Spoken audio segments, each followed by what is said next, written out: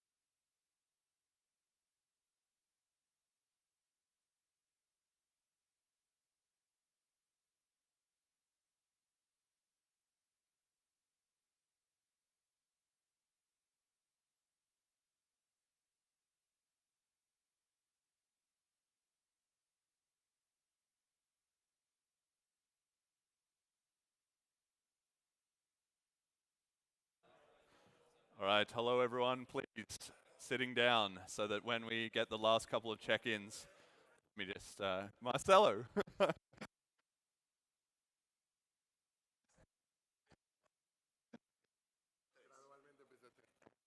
Again, sitting down, sitting down. Brilliant. Okay.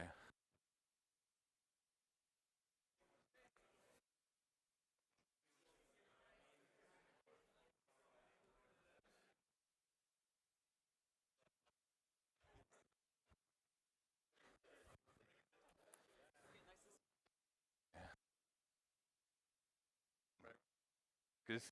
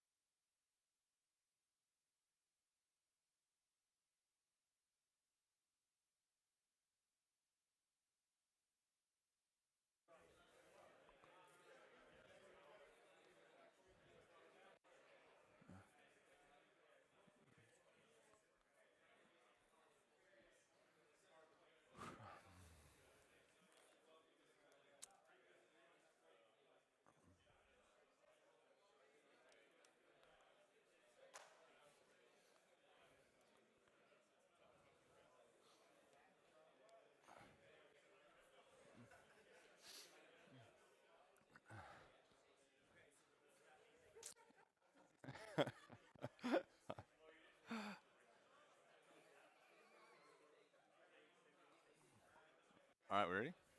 Let's rock and roll. Okay. All right. Hello, hello, hello, and welcome back to the third annual BCH Bliss 2026. Layla, very happy with our turnout. I'm seeing a lot of familiar faces, also a few new ones. So a great mix there. We've got the live stream running, so shout out to everybody who is watching online. I'm Jeremy, the host of the Bitcoin Cash podcast and also part of the BCH Bliss organizing team. And every year when I come to Bliss, I have a slightly different experience arriving. This year it's been quite disrupted, right? A lot of people have had their flights delayed and so on and so forth. So I was coming through Frankfurt Airport, and outside one of the little shops there was a sign I took a photo of that said, "No cash, card only." And you do see that sometimes, right? Of commerce that have that kind of approach, but they have it inside the shop. This was the first time that I'd ever seen actually outside the shop proactively advertised, "We are not accepting cash." And I really felt like that was a moment for me that, it is coming, right? We do need to be providing an alternative, because if we don't, the world is going to cut off cash and that will just be the end of it. So it really is up to us. And that was, kind of getting me down a little bit, because I was thinking, okay, we're doing our best, but it's a small community and it's a huge global lift, and, time runs away from you, right? So I was sitting at my gate waiting, and I ran into Fran, who you all might have met. He came over, he said hello. We, introduced each other. Never met him in person before. And he sat down and he said, "Oh, I was just on my flight from Argentina. It was 13 hours. I said to him, "Oh, did you watch any good movies then?" And he was kind of confused at this question. He said, "No, I was reading the functions chip. And that restored my faith a little bit, you know? I was kind of like, well, in a small part of the world, in our own small ways, maybe we are making a difference, and maybe we are going to save the world from a cashless existence.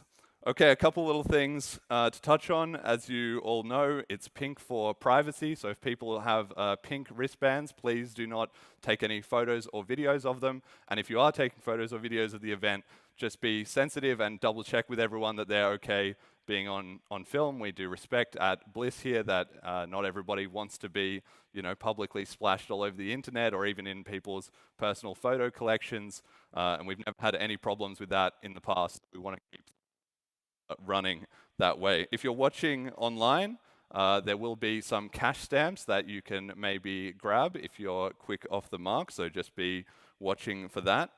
You all filled out your guru predictions earlier, announcing the results a little bit later today.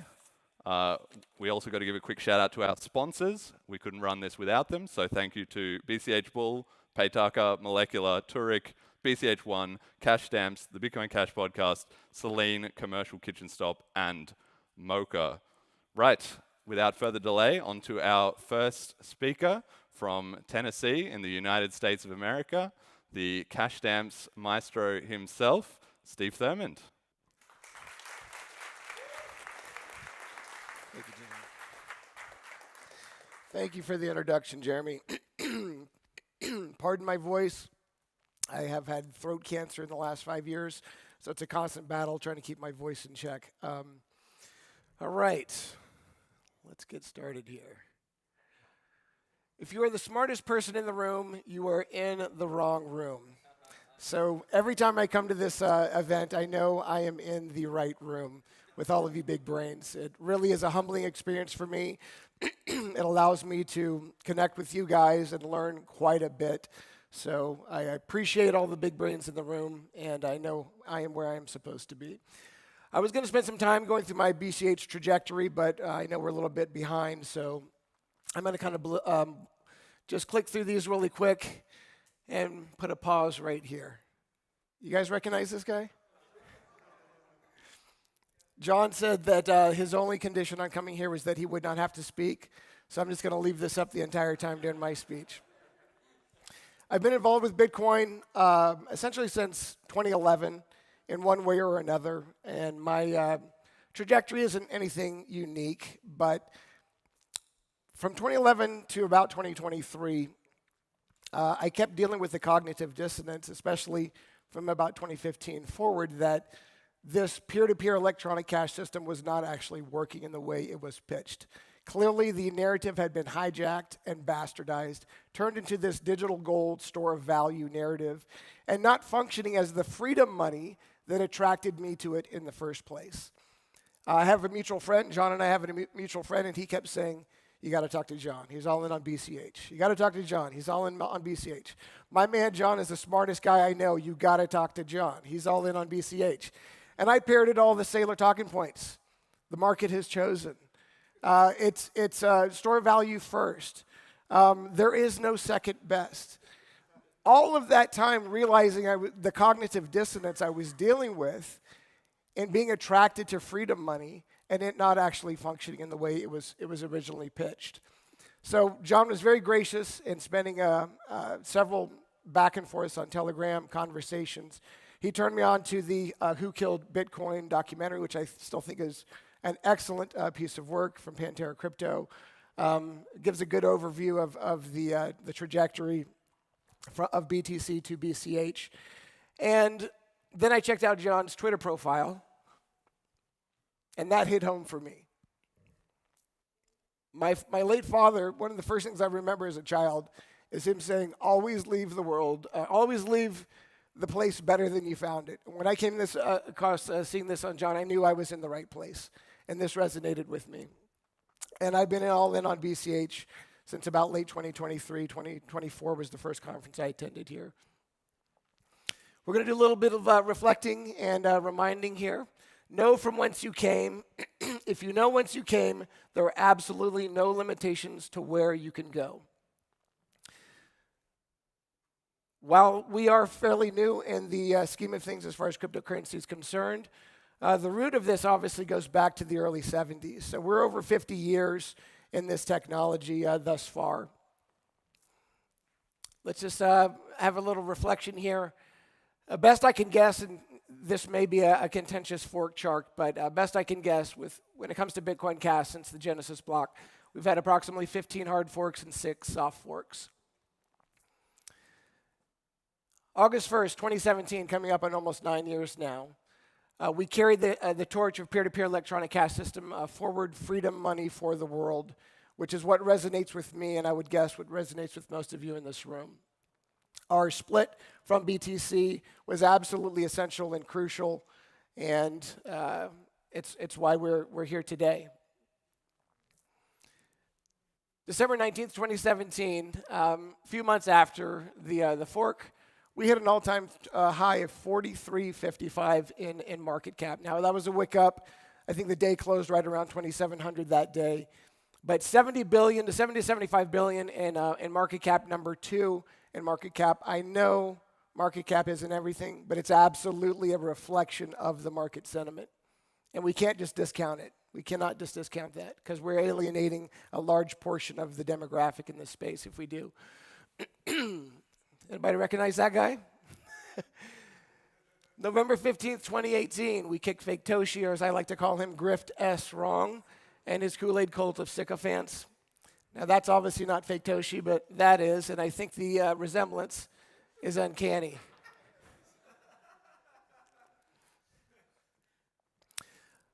In poor timing, a month later, we hit our all-time low after giving BSV the boot. $75 in BCH is the price, 1.3 to 1.4 in market cap. Number 35, best I can tell, is the lowest we sank in market cap. November 15th, 2020, Bitcoin Cash no longer suffers benevolent dictator. I don't need to spend any more time on this. Amori and eCash 2.0, or eCash Stork's Vision, I think is what we're calling it. They've got their own plates full right now with that drama, store of drama. I've heard, I think Joel called it. Fantastic.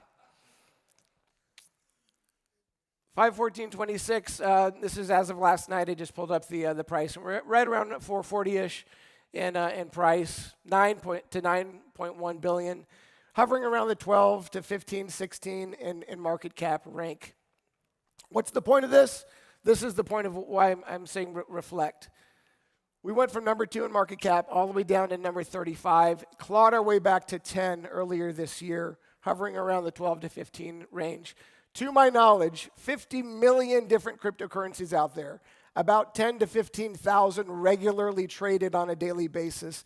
No other coin, to my knowledge, has done this. That is no easy feat. And it's a testament that we are on the right track. I think New Rain said it best. Loved this post right here. They said it wouldn't survive. We're still here. The warrior doesn't argue. The warrior builds, spends, and sends. BCH is what Bitcoin was always meant to be. Fast, cheap, borderless cash for the world. You guys are warriors. Each and every one of you watching out there. That shouldn't be an empty slide, but we'll see here. There's so much to be encouraged and excited about in this Bitcoin Cash ecosystem. But first, I need you to get pissed. And if you're not pissed, you're not paying attention. I see anger in this photo here. Everybody knows most of you, and I'm sure, know the backstory of this photo. But I also see a lot of passion. A lot of passion. And if you don't remember, let this be your reminder. If you guys ever need a good meme, Sal the Agorist is here. He is the meme lord. He will provide you with all the content that you need. So many things to get mad about, but this is ultimately the root of it right here. A little over 100 years, your buying power has been eroded 97%. The cumulative inflation over 3,000%, which means that a $100 item in 1913 now cost over $3,100. It's absolutely criminal on every front. And we know why that is. The Fed. Great book by G. Edward Griffin. If you've never read it, highly recommend it. If you have kids, I read this to my kids. Connor Boyack did a child's version of it. And I just found this a few weeks ago, which I absolutely want for Christmas. That's an awesome rendition of The Creature from Jekyll Island, which is the Federal Reserve. And if that doesn't work for you, if you ever need to get your blood pressure up, just go to usdebtclock.org. It usually does it for me. Rapidly approaching $40 trillion in debt. And I would argue that's by design. They have no plans on lowering that. This is by design. They want to keep you in that debt cycle, that debt circle. Money is debt, and arguably has been since usury came into play in the 15th century. But don't stay pissed, obviously. Being angry is debilitating. It's crippling. Long term, it's not productive. We want to use our anger's energy to fuel positive action. So just use it as a fuel source. And if nothing else, this always makes me laugh and cheers me up. I know it kind of had a negative connotation, but I think we've actually kind of reclaimed this meme, and I love it. I've got no problem with somebody calling me a B-casher. What is money? I'm not going to spend a lot of time on this. Everybody in this room knows what this is, but I think it's important to point out, especially in arguments with the BTC hodl-tards out there. They always claim it's store of value first and then the medium of exchange. Well, the father of Austrian economics would disagree with you. And everybody else that espouses Austrian economics, Mises Institute, etc. Money has a lot of different qualities. Its most essential quality is a medium of exchange. I would argue the store of value comes as a byproduct because of its utility as a medium of exchange, ultimately becoming a unit of account. That's the long game at the bottom line there. On our way to becoming the global reserve currency, as Jeremy says at the intro of every episode. That's the long game. What does money represent? It can represent a lot of different things, and it's really subjective depending on who you're talking to. This is my list right here. Wealth, safety, status, power, but most importantly, time. Our most essential asset, in my opinion, is time. And the older you get, have a couple of kids, this really puts things into perspective. Time is our greatest asset, in my opinion. Which is why at the bottom of every cash stamp I have this quip: the necessity of the separation of money and state and banks is the crisis of our time. I don't mean that just from a zeitgeist perspective, the spirit of our age. I mean that from a literal perspective. You have to work exponentially harder as they debase your currency, eroding your buying power, just to maintain your same lifestyle. It's either that, go with less, or get in the debt cycle, which is exactly where they want you. They want you in that debt cycle because then you're a slave. I call this the Count Rugen effect. Any Princess Bride fans in here? If you haven't figured it out, I'm a big fan of the 80s, but literally robbing you of your time as they print money out of thin air, debasing the currency. So what do we do about this? We need a movement. We have made laid a lot of good foundation. We have a lot of good forward momentum. We need to now put our foot on the gas. We need a movement. But we don't need to reinvent the wheel. There's been many movements in many different areas throughout society and civilization. We don't need to reinvent the wheel. We just need to look at what has worked in the past and duplicate that process. You don't have to reinvent the wheel. You just need to attach it to a new wagon. The bottom-up movement has a lot of themes, if you will. Every successful bottom-up movement has themes. And so we can look historically at what those themes, I think the Ron Paul Revolution, which is what got me interested in economics and money and hard sound money, is a perfect example of this. Bottom-up movements, those that emerge spontaneously from ordinary people rather than top-down directives, typically gain traction through a handful of recurring patterns rooted in sociology, history, and real-world activism. Don't need to reinvent the wheel. Just look at what other people have done. I've kind of broken this down into five major groups, stages, if you will. I think Bitcoin Cash is in all of these stages in one way or another. And there's things we do need to focus on going forward. But resonant framing around shared grievances or aspirations. Movements ignite when people connect around a unifying narrative that feels personal, urgent, and emotionally compelling. often highlighting a common injustice, threat, or vision for improvement. This framing turns individual frustrations into collective identity, making the cause relatable and worth acting on. Without it, participation stays limited. With it, people see themselves in the story and mobilize organically. The best connections we're going to make are one-on-one, connecting with that individual on things that resonate with our community. And there's examples of this all over right now, happening all over the world with Bitcoin Cash. Second wave here, local, personal, and organizing relationship building. Traction often starts through face-to-face engagement, door-to-door conversations, community gatherings, or informal networks where trust is built one-on-one. This grassroots education and listening phase creates authenticity, buy-in as people feel heard rather than recruited. Decentralized structures keep it flexible and resilient, avoiding early over-centralization that can alienate participants. Plenty of examples of this around the world. Alberto in Mozambique with his BCH Chapa being just one. Rapid amplification. Everybody give Fiendish a round of applause here. That number now sits at close to 16,000. Correct me if I'm wrong. I think I just checked it last night. Fiendish has done a great job with the Bitcoin Cash OG account in getting our online presence more prominent. Rapid amplification through digital tools and networks, social media, messaging apps, and online platforms enable ideas to spread virally across geographies, lowering barriers to entry and coordinating actions at scale. However, the most enduring movements pair this with offline relationships. Digital tools spark awareness, but personal ties sustain momentum and prevent it from fizzling into slacktivism. Incredibly important to have an online presence, absolutely, but we cannot lose that human touch. We cannot lose that one-on-one interaction.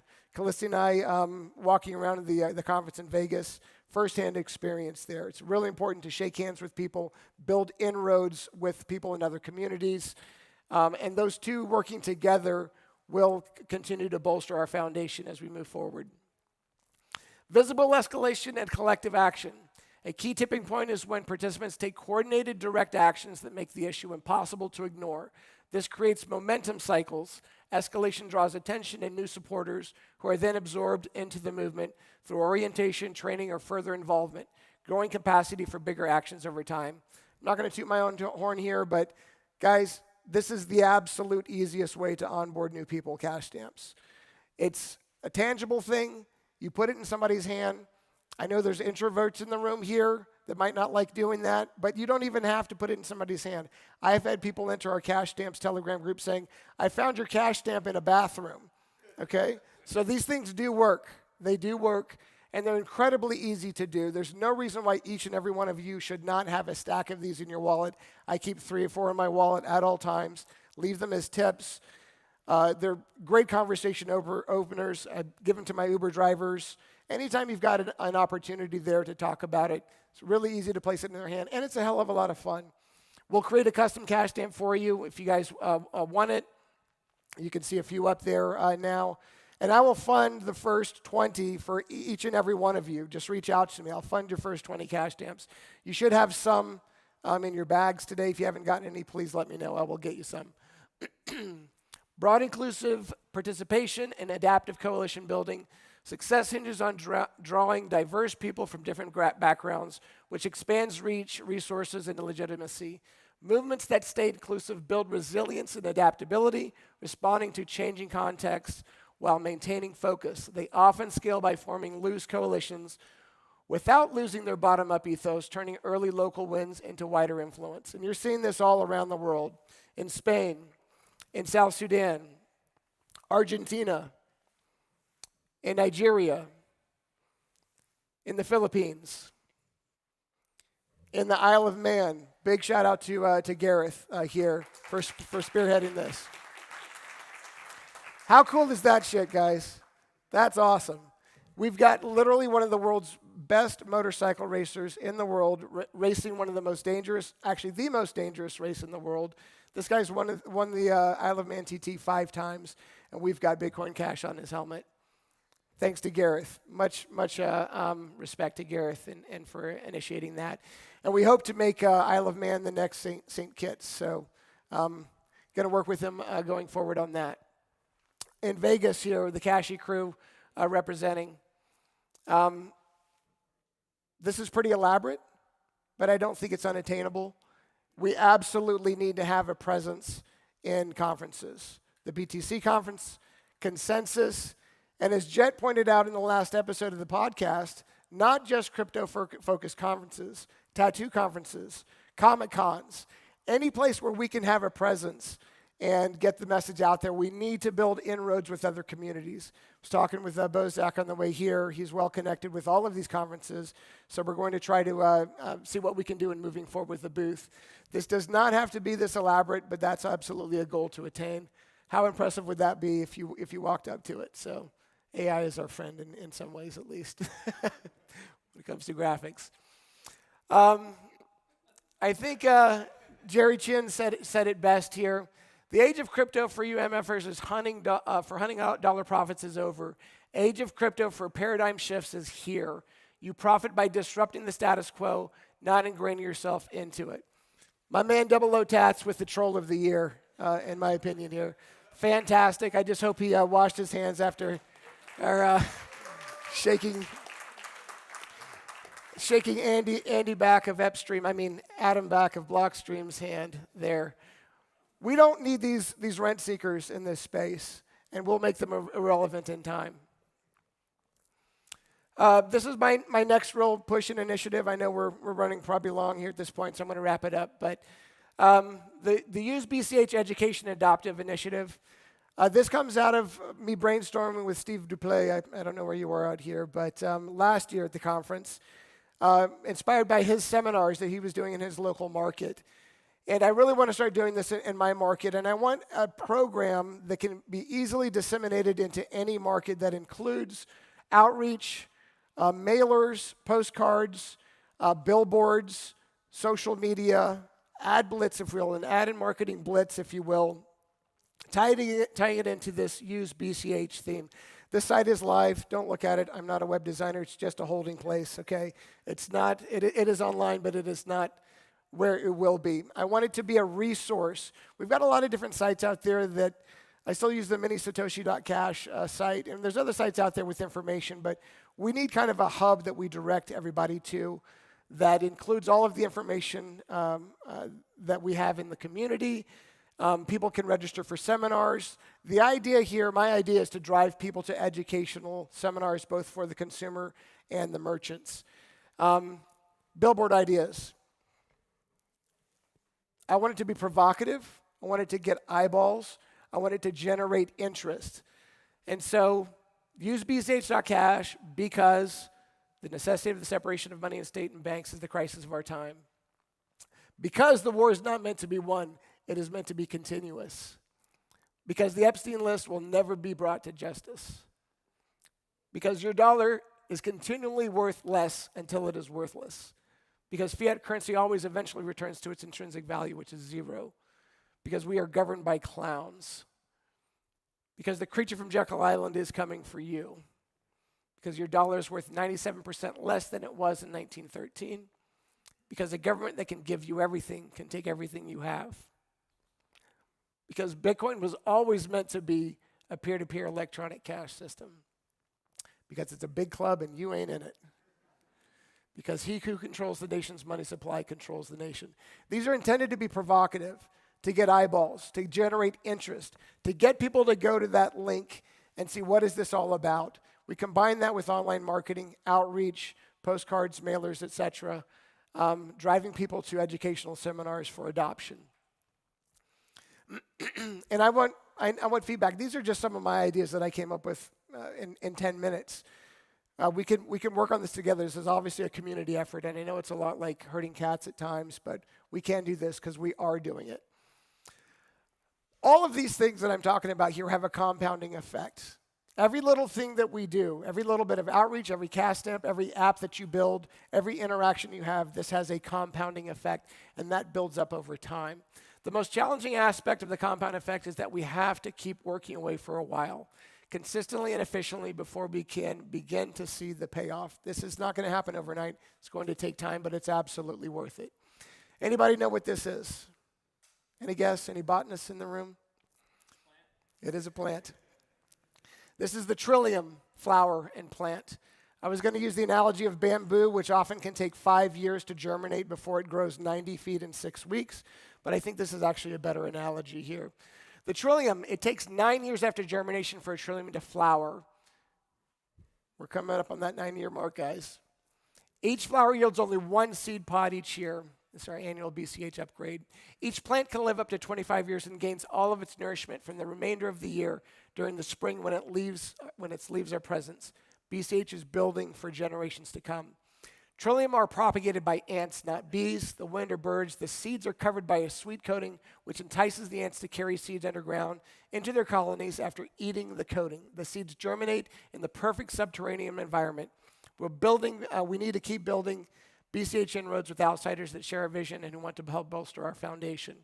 Trillium is a very hardy, low-maintenance perennial plant that is generally resistant to disease, and while they can be slow-growing and patient to establish, they are durable, long-lived, and often deer-resistant. Every trillium in the forest is essentially a little miracle. We've been through the fire, and we're not only standing still, but we're preparing to bloom. All we have to do is keep showing up. This is the cheat code, guys. In anything you do in life, I'm convinced at this point in my life, 80% of success in life is just showing up. We've got to keep showing up. Got to keep showing up. Remember where you came from. It will help guide you where you're going. Know your why. This is my why. Take action because talk is cheap. Keep showing up. That's the cheat code. And watch the BCH bottom-up boom happen in real time. BCH for the win.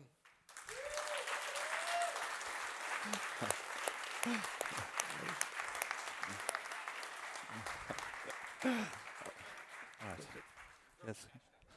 All right.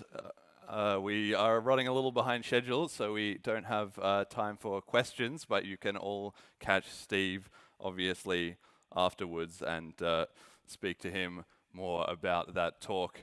Moving right along, we've got next up, you all know him, one of the most prolific creators in the BCH space, on Parion USD, Matthew Kjerkens from Belgium. Here you go. All right, hello everyone. Very happy to be here at the 3rd annual BLISS conference, Slovenia. As you can see, the title of my talk is Building Parion USD. Last year, my talk was announcing the project, and we've come a long way since. So I'm very excited to say that Parion USD is live on mainnet.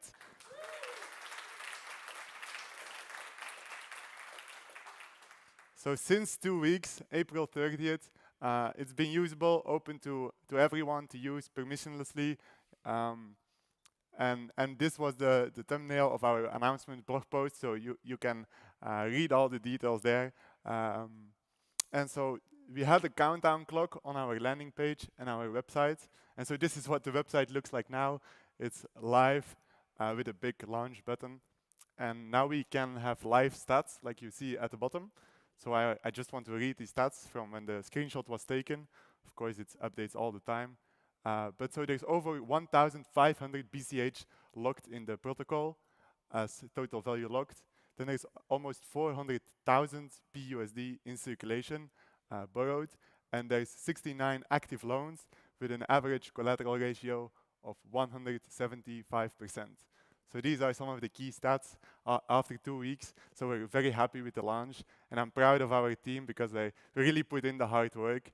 And yeah, it was a whole journey from last year to here. But now we have the initial results to show for it. And this is just the start. Not only do we have the stats on the landing page, we also built a whole Parion USD stats website. And so this is the overview page with a graph, so you can see these are daily stats. And at the top in green, we again have the BCH locked. In purple, we have the amount of PUSD borrowed. And lastly, in blue, we have the amount of PUSD that's staked in the stability pool. And so you can see it's been nicely growing. And of course, we want that to continue. One thing you'll also notice is that the relative order of these bars, so of course, because the protocol is over-collateralized at 175%, there's always more BCH, so the green bar is always higher than the amount borrowed or the circulating supply against it. So that's the purple bar. And then lastly, the amount staked. In small, you can see that at the time of the screenshot, 30% of all BUSD in circulation was staked. So the blue bar will always be the smallest of the three. But the relative sizes compared to each other can, of course, change over time. And we have a lot of other stats here on the live page. So maybe afterwards, I recommend having a brief look and see what you find interesting. For example, we have a global activity page where you can see what everyone's doing. So you can see who made the last loan, or who staked, or who paid interest, things like that. Then an overview, because for those who might not have seen last year's talk, this is already maybe into the details with all these stats. So I'm giving a general overview of Perion USD. So what is it? It's a few things. First of all, it's an over-collateralized BCH-backed stablecoin. So that's what we just saw with the over-collateralization ratio. It's a crucial aspect of the protocol. Secondly, it's a borrowing protocol. So all the stablecoins in circulation are created through loans and through borrowing. So that's very important. And the category of that kind of smart contract is called CDP, or the CDP design, standing for collateralized debt position. Because every loan, every BUSD gets into circulation by a corresponding loan. So when you lock up your BCH, you have debt, and when you repay the debt, your BCH is unlocked. So that's the critical mechanism that's powering Perion USD. Then it's trust minimized, so there is a price oracle that needs to sign messages, and that is trusted in the oracle system. But the whole design is created in such a way that it's trust minimized, so you need to make as little trust assumptions as possible. Then the fourth bullet is that there is a staking mechanism. So it has a nice native way to help secure the system, be it a stability pool, so the system can process liquidations, but also that you can earn APY. So there is some risk to it, but this is a new thing that we're introducing to Bitcoin Cash, so that's now possible. I think the first payout is in 1 day from now. So for the first time, people will be earning native APY with this kind of system. Then the next critical aspect of the whole protocol is direct redemptions. So if you pay someone in BUSD, they might not know about the stablecoin, or if they don't trust it or they don't know what to do with it, they can redeem it directly. So they can get back the underlying BCH value. And that's a critical aspect of what Perion USD is. It has a direct redemption mechanism for the BCH. And also that's super important for the price peg at $1. And then lastly, the economic functions this enables. So firstly, it enables to unlock your liquidity. If you have BCH that you don't touch or don't plan to touch for a long time, this allows you to create a loan against it and have BUSD, so have liquidity that you can spend or do things with. Secondly, it allows for hedging. So if you have a lot of BCH, but you think the price for example, the dollar price is going down, well, you can sell to BUSD and then hedge your risk. So that's important. So hedge the price volatility risk of the BCH dollar price. And lastly, this enables leverage, because when you start with BCH, for example, create a loan, and then you have BUSD, but you can just convert this BUSD in more BCH. So if you don't want less exposure, but you want actually more exposure and risk, you can also do leverage with this. So these are the 3 important economic functions that Perion USD enables. If you go to the dApp, you will see there's also 3 functionalities, and we gave each of them a unique logo and color, as to make it easy to remember what functionality is what. So you can see there's borrow, which we already talked about, there's staking, and then lastly the redemption, which I just mentioned. So you can find these will the 3 functionalities be that you see on our dApp. Critical about Perion USD is that it's built on cash tokens. So compared to other stablecoins which might exist, cash tokens enables true ownership, meaning that if a token is in your wallet, it's truly yours, and it functions just like your ownership over Bitcoin Cash in your wallet. So there is no permission needed from anyone, no approval. you can directly send it. There's no blacklists or freeze functions. So just by something being a cash token, you have all these super important properties, as well as being interoperable with many wallets and different DEXs or marketplaces. So it's an interoperable standard, of course. I think you might have all seen this logo by now, the cash tokens logo. So we have this on our website to explain to people who might not be familiar all the advantages that cash tokens offer. So fast transfers, no blacklistings. So we find it super important for our stablecoin. Since last year, a lot has happened. So this is a short overview of the things that happened. First of all, we rebranded. So Perion USD is our new name, which we're very happy with, but not the name that was the name of the announcement talk last year. So now we fully own our own brand and distinct name. Next up, we open sourced the contracts, which was a lot of work went into that and extensive contract documentation. Then there was a whole audit process that went along with that. We ramped up to a launch in December initially, and we had to postpone that. So that's also something that happened since last year. So we had a very packed year with many things moving at once. It turned out that the postponement was the right decision, and we wrote up a whole blog post of our reasons. So yeah, I will refer you to that if you're interested in the exact details. So we published the contract audit. I think Michael is also in the room here. So that was Sick Hash Lab. So it was very nice end result, this published audit. So also I would refer if you're interested to this. And we have one more published audit to be published coming up as well. We created user docs, and then finally we launched on mainnet, the most important thing that we have been building towards for all this time since last year. And so this talk is also about the whole journey, to say what it's like to build something. So if you have a vision or an idea of what you want to build, which we outlined last year, actually getting there involves many steps and some hiccups as well that you cannot always plan for in advance. Now I want to talk about the timeline of the project, how Perion USD came into be. So as it says at the top, over 2 years of serious work went into this mainnet launch. So in October 2023, that was when the pre-project research started. That's also when I teamed up with Merlin to have the initial conversations. So he was part of the team now and who helped create Perion USD. And so this is when it started in my mind. But of course, there's multiple steps. This was the pre-project research because we were actually exploring at that time how to do exponentiation in script and things we thought we would need to build it. But not all of that was useful in the end. But it was a very important phase. For example, we also investigated how to do auctions on-chain, but in our final contracts, we don't use any auctioning mechanism. But so this I would characterize the pre-project research. Then in December 2023 to the beginning of January, there were talks with the Riften Labs team who built Moria. So there were talks to maybe collaborate, see how the vision of each team was. So that was an important but also a formative decision that there is both projects. So that was an important thing in the timeline, I think. Then the initial logo and website, which throughout the rebrand, it was important for us to keep our nice purple color scheme.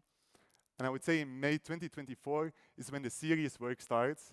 So full-time, a small team, and working on that as the main project, day in, day out, and as many weekends as we could afford. So that's 2 years ago, and that's the serious work, right? So that's not counting the pre-project research, the starting of the ID, the logo, things like that. And now we finally are able to deliver real economic value to end users. So we're happy we made it through all these filters and put in the work. So this is to give you an idea of what it takes to build something at this scale.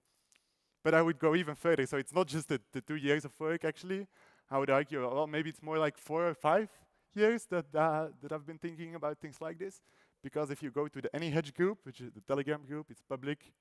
So you can have a search if you want to find this message as well. But back then I said, I'm really excited for the idea of a BCH-backed stablecoin. Yeah, And it took it took quite a while for me to be able to say, well, now it's live on mainnet. We did it. We shipped it. Uh,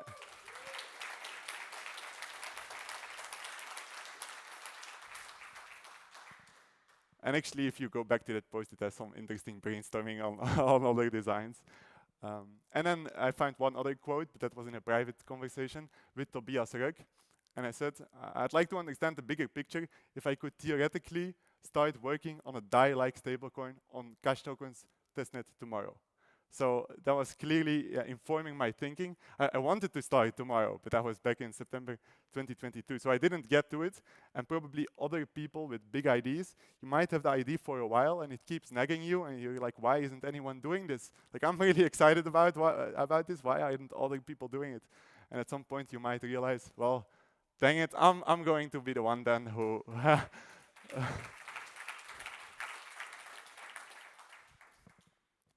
and this conversation with Tobias Ruk was also important for me because he did a talk in September 2019. You can find it on YouTube, and it's titled "Can we build MakerDAO on Bitcoin Cash?" So this talk was a big inspiration because people were thinking about it. It was a bit in the Bitcoin Cash zeitgeist that it could be possible to build something like this. In December 2017, so the first row is when MakerDAO launched. So they had a big head start before, so it took us 2 years to realize and really think about how would we build something like all the cool experimentation we see on Ethereum, how would we build something like that in Bitcoin Cash. So that talk by Tobias Ruk, it was very influential on me. And then the second thing, or like the next row, the Liquidity V2 paper, that was also had a big effect on my thinking because MakerDAO, while it was revolutionary in introducing decentralized stablecoins, it also was not a very elegant design. It needs a committee to vote on an interest rate, so it seems like top-down planning for some aspects.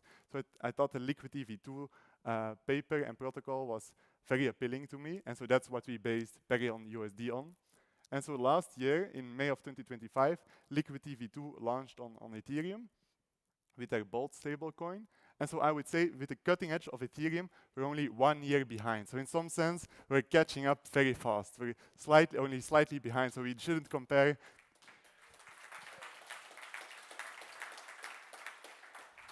Yeah, so I don't think it's fair to only look at 2017 and say, oh, they have this big head start. Well, I think it's fair to say we are catching up very, very rapidly. Last year, I showed some headlines, and I would like to do the same today. So these are all from Bitcoin.com news from the last month. And so, yeah, I'll just read some of these headlines. So the stablecoin market stops 313 billion as Sky USDS leads. And then stablecoin market hits all-time high of 318 billion, eyes on the 320 billion milestone.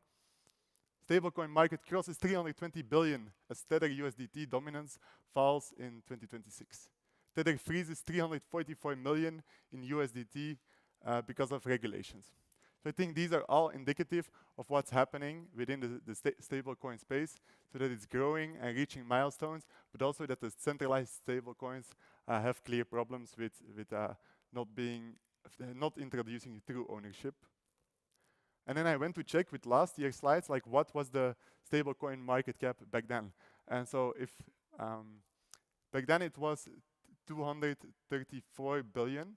So if we compare, that's a year over year 36.8% increase, or rather 86 billion in just 1 year. So it is really true that with stablecoins have found a product market fit. Otherwise, you don't get year over year $86 billion increase. And if you extrapolate this out a few years, of course, the growth trend might slow or even increase, so we're not sure about that. But if you just extrapolate, I think it's fair to say that stablecoins are only going to play a more important role in cryptocurrency. So this was the kind of general overview. Now I want to go to the second part of my talk. That's really in detail the lessons, our learnings of building Perion USD. So our mistakes and how we fix them. I think that's important, valuable knowledge that we want to share. Also the need for future improvements within BCH DeFi that we still see. Then I think I also want to mention our successes, so the things we think we did right and maybe others want to copy, or you can also learn a lot from successes. And then finally, I want to end with what's next for Perion USD. So our mistakes. I think one of the mistakes we made was during development, we wanted to move fast. So for us, of course, that meant not spending too much time setting up our own infrastructure, configuring everything. We just relied on the public infrastructure that was already available in Bitcoin Cash. And for a certain extent, that worked well. But in the end, it was a mistake because it's in the mistakes column. Because if your infrastructure that you rely on, for example, for chipnet development, is unreliable or you don't know, and it's causing problems, then you just have to wait because it's not your infrastructure. You cannot fix it.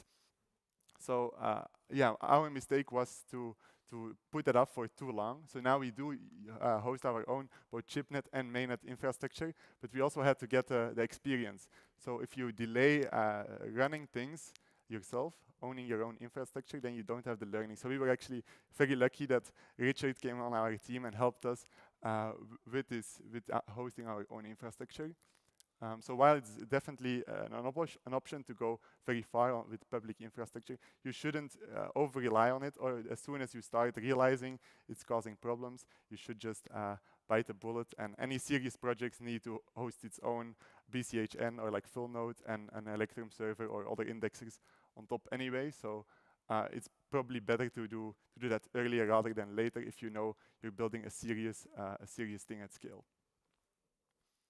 The second mistake I think we made is we knew that to display advanced data that we needed more than just an Electrum server, that we wanted an advanced indexer to serve data for DeFi. So we used chain graph, knowing full well that chain graph at that point it was not production ready. Nobody else had used it for a production app, but we were like, oh, it looks like on its timeline that it will be ready by when we need it. So we kind of bet on a non-production ready indexer, and when I frame it like that, then of course it seems like a mistake, but the benefits were clear, and it seemed like it would get there in time without us having to do anything. So again, this is a bit trusting that others will take care of everything. So what we learned is that it's better when you need things or when elements play a critical aspect for your project to own them yourself. And that's in the end what we had to do. So instead of relying on everything for chain graph, because it was not fully production ready, we first rewrote things to rely on Fulcrum as the core, and only for the extended data, that would be, for example, for these historical graphs or this global activity page or the user history, to only rely on that on chain graph for those advanced things. So this was a whole rewrite. So it's maybe a month of work. This was pre-AI. So I think a month of work of a setback because we over-relied on something new and experimental. And then in the end, we forked chain graph and we now maintain it ourselves to solve our own issues. So we couldn't just say, oh, it will be production ready by then. No, we actually had to start owning it, bring it in-house, and fix the issues ourselves. So yeah, both of these relate to infrastructure, and it's probably also because that's where the team had the least experience going into things. Then this talks about the need for improvements for BCH generally. So when we look at our building process, what do we think BCH still needs? So and we identified 3 main items, and the top one is the one I've just been talking about, DeFi capable indexers. So we have been making it work with chain graph, but we had to fork chain graph and make our own custom solution. And I know others have also made custom indexers for their own use cases, but it's not a scalable way for everyone to have to fork and own and modify their own DeFi indexers. So I think we need a general indexers capable of powering DeFi. So that would be one big area that we identified as a need for BCH moving forward. Secondly, we identified that the way that Wallet Connect works, that we need a more reliable and HD wallet compatible Wallet Connect. So actually we saw Wizard Connect coming on the scene recently, so that's a big improvement in the right direction.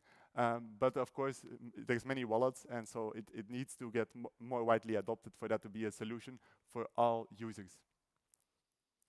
But it's still an important point. So that would be probably the problems we had with Wallet Connect. we could make a whole long list. We contributed some fixes even up to the Wallet Connect library, which we thought would be like a very well-tested production because it's used in the whole of crypto and Ethereum. But we actually identified multiple issues and had to go and fix them upstream. But of course, we're thankful for what they provide, but still, we're just highlighting that this is an issue and that there's a lot of work there. And then lastly, I think it's only day one, but I've already heard many people talk about templates. And I think templates is the third key thing we identified as something we need for BCH going forward. So to move the transaction building, and hence the trust assumptions, from the dApp to the wallet. So currently, even with Peri on USD, we try to trust minimize everything with the contract design, but now the way Wallet Connect works is the transaction building is still happening on the dApp. So that means for change outputs and things like that, there is still some trust involved that we want to eliminate, and that is what templates would enable. So I think that's the third item, the third need for improvement that we see still with BCH DeFi.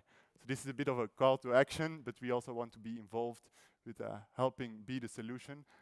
But these are like three big problems. They're definitely not trivial to tackle.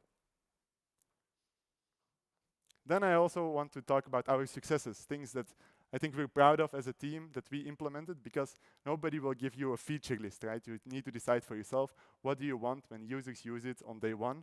What do you want to include and what do you scrap? And your feature list is already quite long by default, so it's a skill also to scrap the things you don't really need. But we're quite proud of the things we were able to get in by day one. So this is in two lists, both first the UX and then on the tech front. I'll start with the UX column. So we have a BCMR integration.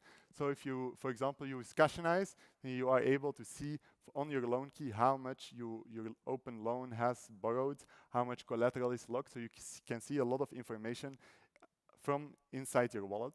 If you have a staking receipt, we are also have that working both in Cashenize but also in Selene coming up, that you see how much you have staked. So all the information that's in the commitment as hexadecimal and readable information is then surfaced as a human readable way inside of your wallet. Then I think we can be quite proud of how we did user history in the dApp, but also that we have a global activity feed. So that's what Chain Graph enabled. So even though I said betting on Chain Graph early and not controlling it fully might have been a mistake, but then once we did own it fully and were able to fix our issues, I think it really has delivered benefits. So the fact that we bet on some new technology, we had to put in the work, but in the end, the end result is there. So that's also what powers the stats website. It's a bunch of Chain Graph behind the scenes. One of our other things I think we can be proud of is our custom Wallet Connect modal, which highlights which wallets work good with the dApp, and then also for Paytaka specifically has Wizard Connect implemented. So yeah, I think we can be happy because we did an extra sprint at the end to make sure Wizard Connect could be there day one, even though it's a very new protocol. And this was not only our success, it was also the fact that there were great Wizard Connect libraries, so we're thankful for the public tooling that existed for that. I think another success that we want to highlight for others to maybe copy or take inspiration from is that we don't have any built-in web wallet in the dApp itself. So because otherwise, websites, you cannot trust what code it runs. And so even if you have a wallet built in, most websites, of course, don't have their source code publicly available, but even if you do, you can never know that what runs in the website is actually the same wallet code as the code you inspected. So I think not having any built-in web wallet, keeping it clearly separated, was a good move and something I hope that we will just see disappear from Bitcoin Cash, these built-in web wallets. Because, for example, now if you take an action in the dApp, you will always see a pop-up screen first, an approval, signed transaction message in your wallet. So you can click around in the dApp and never fear that you will suddenly have spent €1,000 or dollars or did something with staking that you cannot revert. You can just click around and it will ask you to confirm, but then still you have the wallet pop-up, so you always have the last step to review everything that the dApp is doing, and this is especially the case because of the trust assumptions, right? Imagine that there is multiple implementations by different people, then you might not be able to trust them all to the same extent, but the fact that you can review in your wallet before you approve there is very important, whereas with a built-in application wallet, you would just send your money to a website and hope it does what it claims it will do. And then here lastly, we have a wallet compatibility table, which we keep updated. So any quirks that might still exist in wallets, we are helping trying iron those out. But for now, I think it's nice to have a wallet compatibility table, because that means that we put in the work to do testing with all the wallets, give them feedback, try to get everything fixed. And then it also shows for users if there's any quirks to the wallet they prefer, then they can read it in advance. So they shouldn't notice it only when they're trying to borrow with $10,000 that there's a slight quirk. They can read it in advance. So I think this is something that I would like to see others adapt as well. So just putting it out there as one of the things that we put in work for to test all these wallets was definitely not easy. It was time consuming, but yeah, I think this is something we would like to see others adapt as well. Then on to the tech front. So this is more technical, of course, but on the tech front, we're proud of having done that with Chain Graph, to have made the bet that we can use a DeFi indexer, and we will use something novel that nobody else has used in production yet, and kind of prove that these are the benefits you get from it. We can get very advanced data very efficiently. So on the tech front, I think this is one of our successes. Also, the fact that we had contributions to CashScript, so because I could use my learnings on Perion USD, and also with working on CashScript, there was a lot of benefits. For example, with the debugging tooling, I think anyone else, like it will, for the next person who tries to make an advanced DeFi project, it will probably save them months of work on their timeline. And then, so yeah, that's CashScript contributions, but we also had wallet ownership, because I maintain Cashanize, which is a wallet, then we could very well test with the Wallet Connect integration with Cashanize and have like a streamlined integration. So we don't have any built-in wallet application, but still it was a benefit on the tech front to be able to have a smooth, streamlined experience with one wallet, and then expand that with the wallet compatibility to other wallets. So maybe I'm not recommending everyone should have wallet ownership, but I'm just saying it might help to first integrate with one wallet and have a streamlined experience, and then expand, for example, with a compatibility table to all the ecosystem wallets. Another success, I think, from the team on the tech front is that we open source the contracts. So from day one, well before they were on mainnet, and then with the audits, people could look and investigate the contract source code and read the contract documentation. So I think that was a good thing we did, and I hope to see others also follow it in a similar way. And lastly, on the tech front, on the smart contracts, we have developed verification tooling. The smart contracts need to be fully secure, but you still need to deploy the contracts on-chain with the correct Genesis transactions and minting NFTs and state, for example, the starting price of the whole system. So we created a deployment verification tool that's on our GitHub, and that's been linked in our announcement, in our mainnet launch blog post. So this is something we try to introduce. So I think we're the first ones to develop this kind of tooling, but I would like to see others think about this as well. Like, okay, our contracts are secure and open, but how do we prove, or how do we get others to see that our deployment on-chain with the NFTs and the token IDs was also correctly done? So this second step of the deployment. Yeah, so this is what we want to share for ideas for others to copy what you think is good and maybe leave out what's unnecessary. Now, what is next? That's maybe the most common question that I've gotten in conversations up to now. So we have a bunch of ideas. What's next? Of course, we're only 2 weeks live, so there's a bunch of growth we still want to realize. So a bunch of users we want to onboard. So we have a lot of ideas around that. But I think in the short term, the main thing that we obviously want to do is we have more code to open source. We built a whole Perion USD library to programmatically interact with the contract system, and so we want to open source that. And for example, if you want to build an arbitrage bot that can do redemptions, you will need this library to easily build it. Otherwise, you would have to reverse engineer. So that's on our plan, is to open source a library. We also want to open source tooling that we built Perion USD with. So we have a few things coming. We have an open source plan, so stay tuned for that. There will probably be a blog post where we make some announcements regarding that. We also want to expand the live data you can see regarding staking. So now for the first time, I think people are getting their first payout tomorrow, and it's roughly 10% APY with the last time I checked. So we want to just give more staking data so people can be fully informed what they are earning daily, what the risks are, how they can do different calculations, because you can do forward projections, you can do historical averages.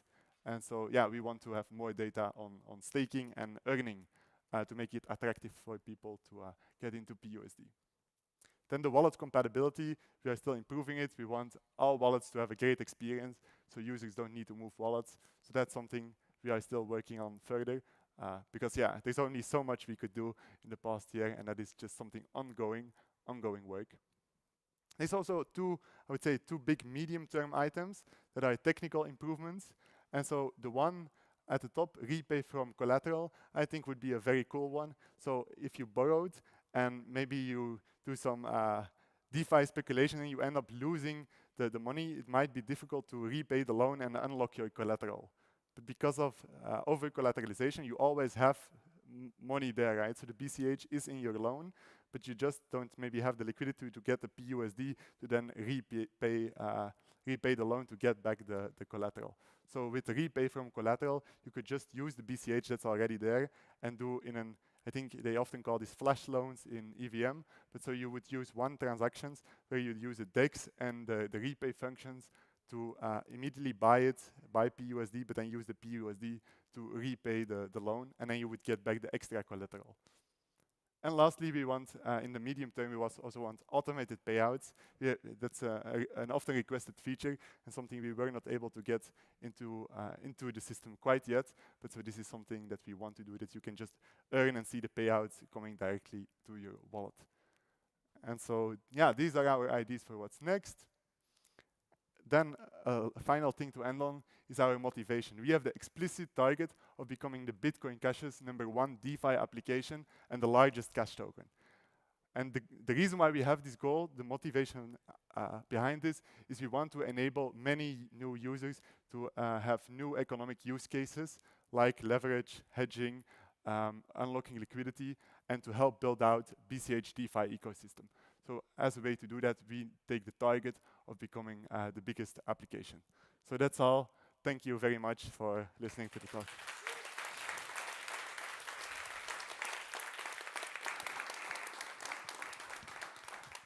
All right, I think we've got time for one or two quick questions. If somebody wants to jump in there, Marcelo. Thanks so much. I want to understand, maybe you can explain, what am I risking? Let's say I have BCH, and I don't have plans for them for a couple of years. I'm not saying I have, but let's say I want let's say I borrow PUSD and then I stake. Am I risking all the collateral, or how does it work? Yeah, so if all the different functionalities have different risks. So if people just buy the stablecoin, that's the lowest risk, because of the direct redemption, you can be sure that you have a claim to the underlying collateral. But a loan does have two risks. A loan has first a liquidation risk if your collateral isn't properly over-collateralized anymore. So if it's not at least 110%, you have liquidation risk. So the solution there would be to have a good collateral buffer and to monitor the price volatility. So if you see that BCH price is suddenly collapsing or going down a lot, then you might have to put up extra collateral to make sure you're not hitting liquidations. But then secondly, and that's maybe harder for initially to reason about, so it's good to maybe monitor before you step in is the redemption mechanism. So this is a second risk that your loan has, that someone redeems. So of course that's the whole point, to have direct redemption. But if you are the lowest interest rate paying loan, they will redeem against your collateral. So they will get some of your BCH that you of course hope to keep for in your open loan. But so they will be able to get it, and then they repay some of your debt. So they kind of cancel the debt, but take out some of the corresponding collateral. And that's a risk. So when we launched Perion USD, we activated, I think after a week, we activated the redemption mechanism. And because many loans were at 0% interest rate, 0.5%, 1% interest rate, we saw many redemptions happening. And so the interest rate is now stabilizing, or like, the system is equilibrating. So the market kind of needs to figure out how much BUSD needs to be in circulation, how much is the right amount to the right interest. So these are market rates that will equilibrate. So one thing we have is if you borrow and you get to so in the first screen, you get to put up how much you want to borrow and your collateral. So that's everything for the liquidation risk. But then in the second panel, you need to think about interest rates. And we have a screen that you can have interest rate management. So then you delegate it to us, but you still have to pick a risk profile. You would have to pick aggressive, medium, or conservative. And so we have seen some people who picked aggressive were fully redeemed against. So that you need to weigh carefully the redemption risk. And if you don't want to get redeemed, you need to pick some of the more conservative profiles. Otherwise, you're first in line when the redemptions happen. So those would be the risks for borrowing.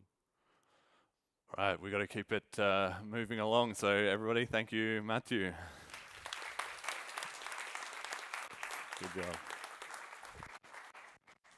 All right, so like I said, we are running slightly behind time, so it will be a bit of a shorter break, but there's tea and biscuits outside for 10-15 minutes, and we'll be back in at 11:15. See you shortly.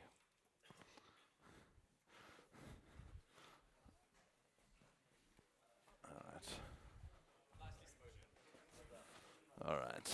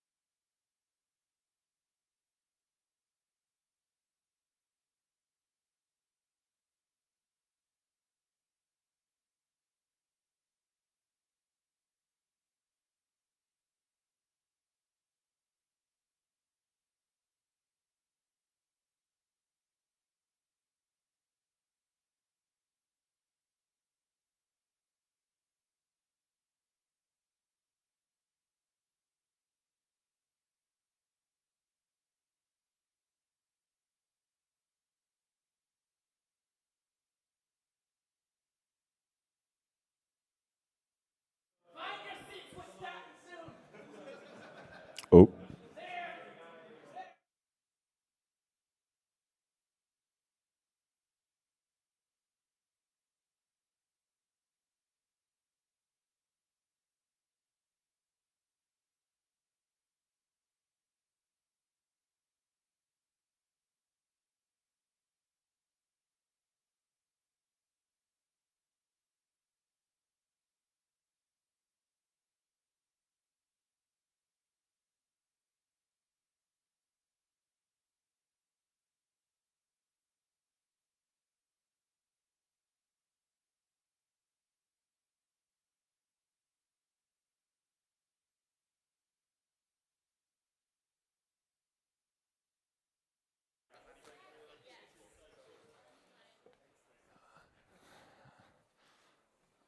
All right.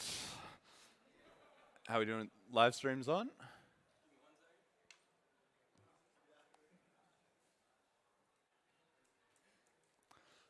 All right. Hello and welcome back.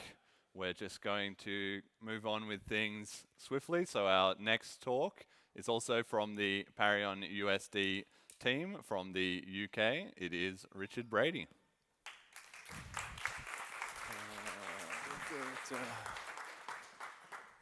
Hi everyone, I'm Richard and I've been working with Mathieu and Merlin at Parion USD over the last 9 months.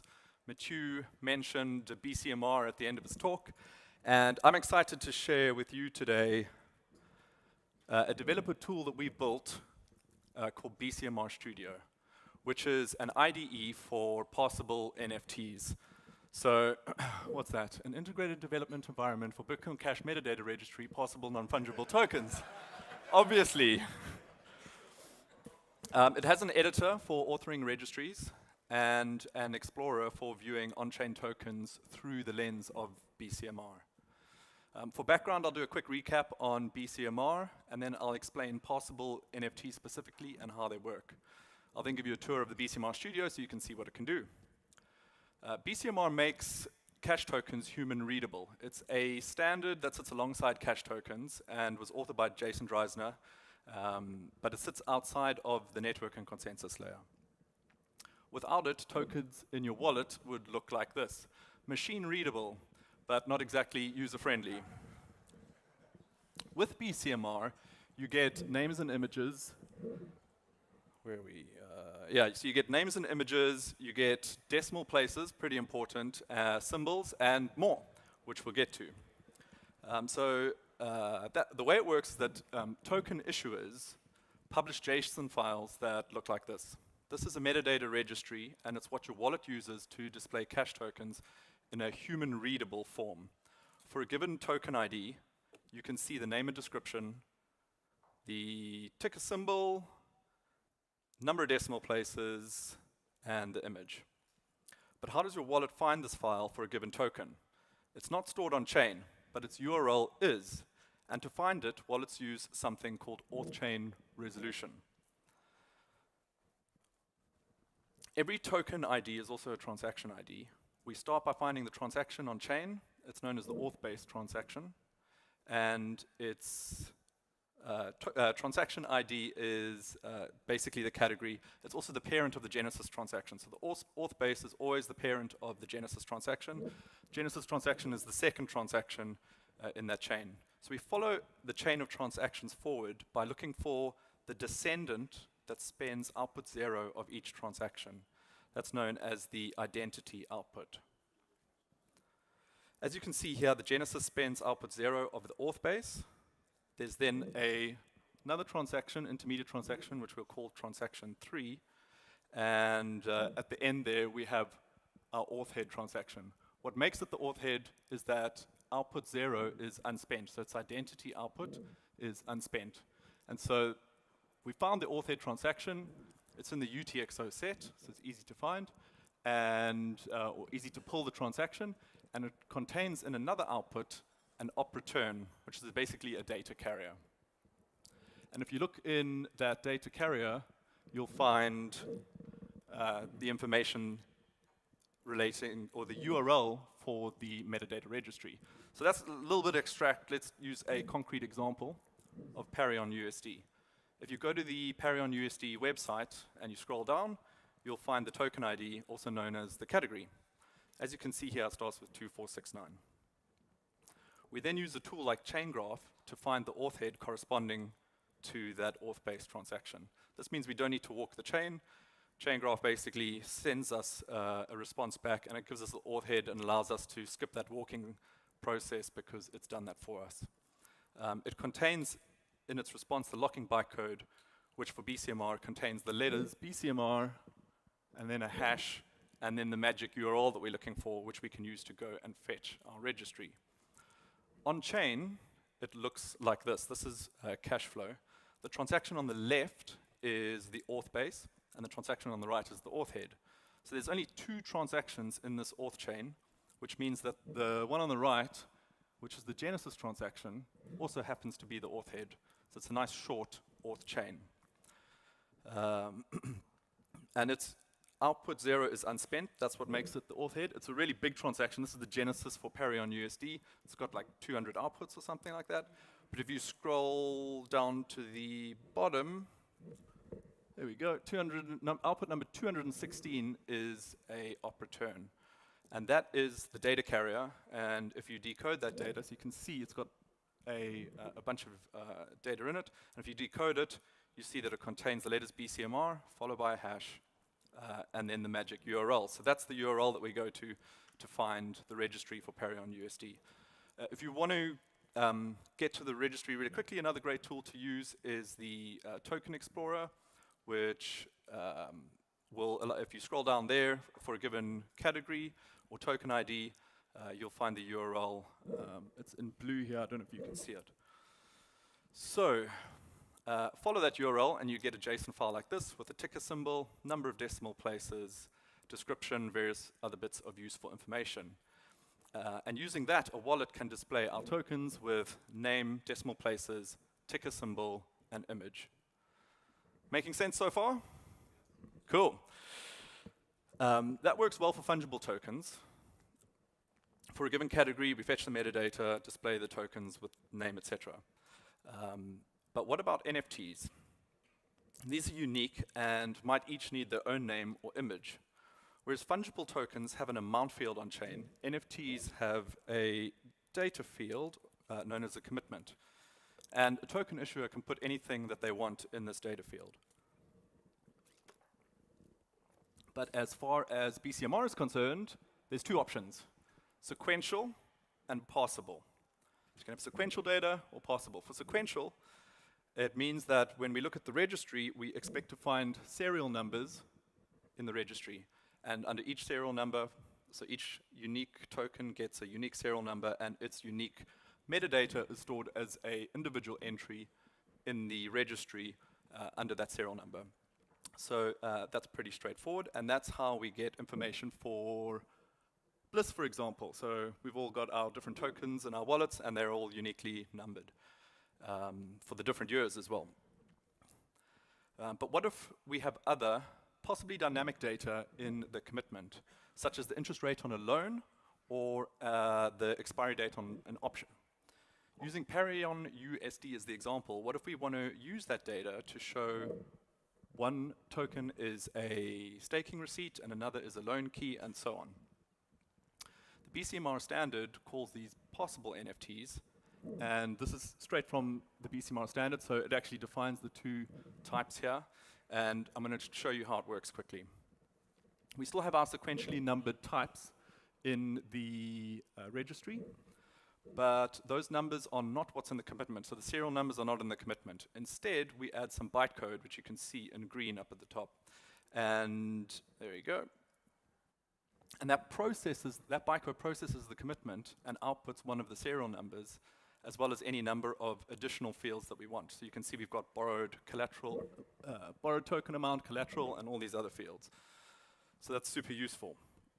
The additional fields are also described in the registry higher up, and you can give each one a display name and a type, so it can be a number, or it can be a date, or it can be a string.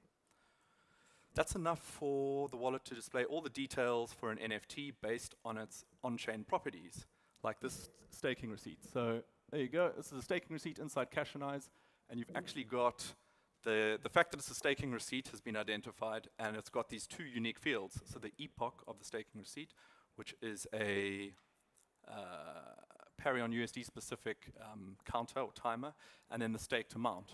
So this is super, super useful. So we're on our way to happy users, and hopefully they're on their way to Bliss. Okay, so you have two questions, no doubt. How does that bytecode get executed, and where did it come from? It gets executed using a parsing transaction. We take an output that we're interested in, like output number 0 of this transaction, which is my UTXO for my Parion USD staking receipt. So it's the transaction numbers at the top there if you're not familiar with cash flow, and then that's the category, so that 7708 is the category for our stability pool, and you can see it's got the commitment to the right. So that's the UTXO that we're interested in and that we want the data for. And we construct a special parsing transaction with 2 inputs and 1 empty op return like that, and we connect we have the first input of that parsing transaction spend the UTXO that we're interested in, and we take that parsing bytecode that I showed you in the registry, and we put it in input number 2, and we execute it. And it can then use all of the goodness of the full virtual machine opcode set to actually pull out the category from the input number. I said input number 2 is input index 2. It's input. The parsing bytecode goes in input index 1. Where is it? There we go. Yeah. So the index 0 spends the UTXO that we're interested in, and the parsing bytecode executes in index 1 using all of these opcodes, including the introspection opcodes, and it can then go and process the information that's in the commitment. So this is an example. I'm going to show you some cache assembly, which is at the top there. I'm not going to show you raw bytecode because I don't understand it, and I'm sure not too many of you do either. What it does is it uses the normal Bitcoin Cash virtual machine, or the Cash VM, to process what's in the commitment. So here it's pushing the number 0 to the alt stack, and this is going to be where all our results go, right? So we've taken the commitment, or we were about to take the commitment. The number 0 is our serial number, so we're going to say this is a staking receipt. So we just hardwire as a staking receipt, and we put the 0 on the alt stack. Another 0, so we're going and fetching the commitment from input index 0, and we're going to split it. There we go. And we're going to swap them. We're going to convert the number format, and we're going to put that on the alt stack. And we're going to do a number conversion, and we're going to put that on the alt stack. So now we've got these 3 items on the alt stack. Great. The BCMR client, or the wallet, is going to now use these 3 items to populate the details in the user wallet. So the first one, like I said, is the index. We're going to use that to look up the serial number in the registry, and we say, okay, this is a staking receipt. And then the second and subsequent ones, so at index 1 through n, are the fields, which are also defined. So it just uses those to populate a list, and it goes and fetches the name and the type of each of those, how to interpret those from the registry. So that's basically an overview how parsable NFTs work. I hope it made sense. But I'm going to show you next what it looks like in the BCMR Studio, because writing this bytecode or cache assembly is a bit of a nightmare, as you can imagine. So you need sort of a tool to help you author it.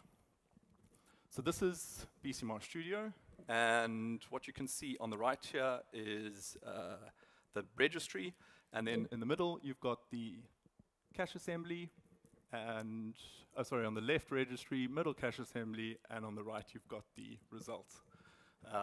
So I don't know, is that legible at the back of the room, roughly? Okay. And this screenshot is a slightly different example. This is, what do we got here? This is Emerald DAO. And at the top you can see there's 2 tabs. So we have an editor and an explorer tab. The way the editor tab works is that you always start with a registry which you've got from somewhere. So you might have an existing registry that you are trying to bring into, or add parsable NFTs to, Or you could actually start from scratch if you wanted to. When you're ready to work on your parsing by code, you author the cache assembly in the middle there. So you've got this kind of panel where you can author your cache assembly code. Let's have a look. Okay, so that's the registry. That's the cache assembly. As you type that, it's going to automatically compile it and generate the parsing bytecode. And it's going to take that parsing bytecode and embed it in the registry. And it's going to then take that parsing bytecode in the registry with all of that other information in the registry and use it to parse these commitments which you have entered, which are basically like test commitments. So you can think of them sort of like test vectors. So here we've got 3 test vectors, and you can see on the right-hand side, the top one there is a loan. And so it's basically taking the registry and the parsing bytecode, processing the commitments, and spitting that out. Now, it does that all as you type, right? So it's very cool. But it's a bit difficult to demo live because, as you can see, A, I'm nervous, and B, this keyboard is Eastern European, so I'm not even going to try. But that's basically how it works. So then the other tab is the Explorer tab, and it looks like this. And this is allowing you to test your registry from the editor page against real on-chain outputs, so basically real on-chain data. I'll give you a quick demo of what it looks like starting from scratch, but let me just go back, see if I've missed anything there. Yeah, I should just mention that on the left here, you can enter an address at the top. You put any address that you're interested in, so typically it would be an address that holds some of the tokens you're interested in, and then you can choose where you want to get the, Explorer page to get the registry information from. So you can say get it from the editor tab, or you can say get it from on-chain, auth-chain resolution. So here I've got on-chain resolution turned on, and it's basically gone and pulled a bunch of tokens. It's gone and found all the tokens in my wallet, so those are my 3 BLISS tokens, and it's gone and resolved the registries on chain, and it's gone and processed them, and that's a sequential NFT, and it's displaying it to me like that. So if we were to do a run through from scratch, if you start on the home page, and we create a new project, we're going to do Emerald DAO. Has anyone heard of Emerald DAO? Cool. So I went and took the Emerald DAO category ID, found an address that had some Emerald DAO tokens on it, because I didn't have any in my own wallet. I'm sure I had one at one stage. Might need to find that. So I put those in there, and you can see here we've got all the resolution is kind of disabled on the left, and then we've got all our UTXOs listed there in the middle, and there's no metadata. If we turn on on-chain resolution, we then get off-chain resolution takes place, and we see what's currently available in terms of metadata. And then we can follow the link. So there's actually a link. You can see on the right side, it's resolved, the one at the top there, and you can click on that link, and you get the registry file, and it's a pretty simple registry file, and it's got no sequential or possible NFT information. So we then can come and paste that in here, and we can, let's have a look, edit it to add some fields to say, okay, we want to actually track a serial number and the safe box content, so how much BCH is locked in the safe box. And then we've got our bytecode down here, and you can see the bytecode field is empty, right? It's just to, so parse.bytecode on the left-hand side is empty. And we can then go and author some, okay, that's just showing you it's not generating any results. And then the minute we go and pop some cache assembly into the middle to parse the commitments, and these are some test commitments that I've taken off-chain in the blue at the bottom. The minute we do that, we can see that the information on the right-hand side populates. So we can see we've got our safe box at the top with the serial number and the safe box contents, and then there's an Emerald DAO key card.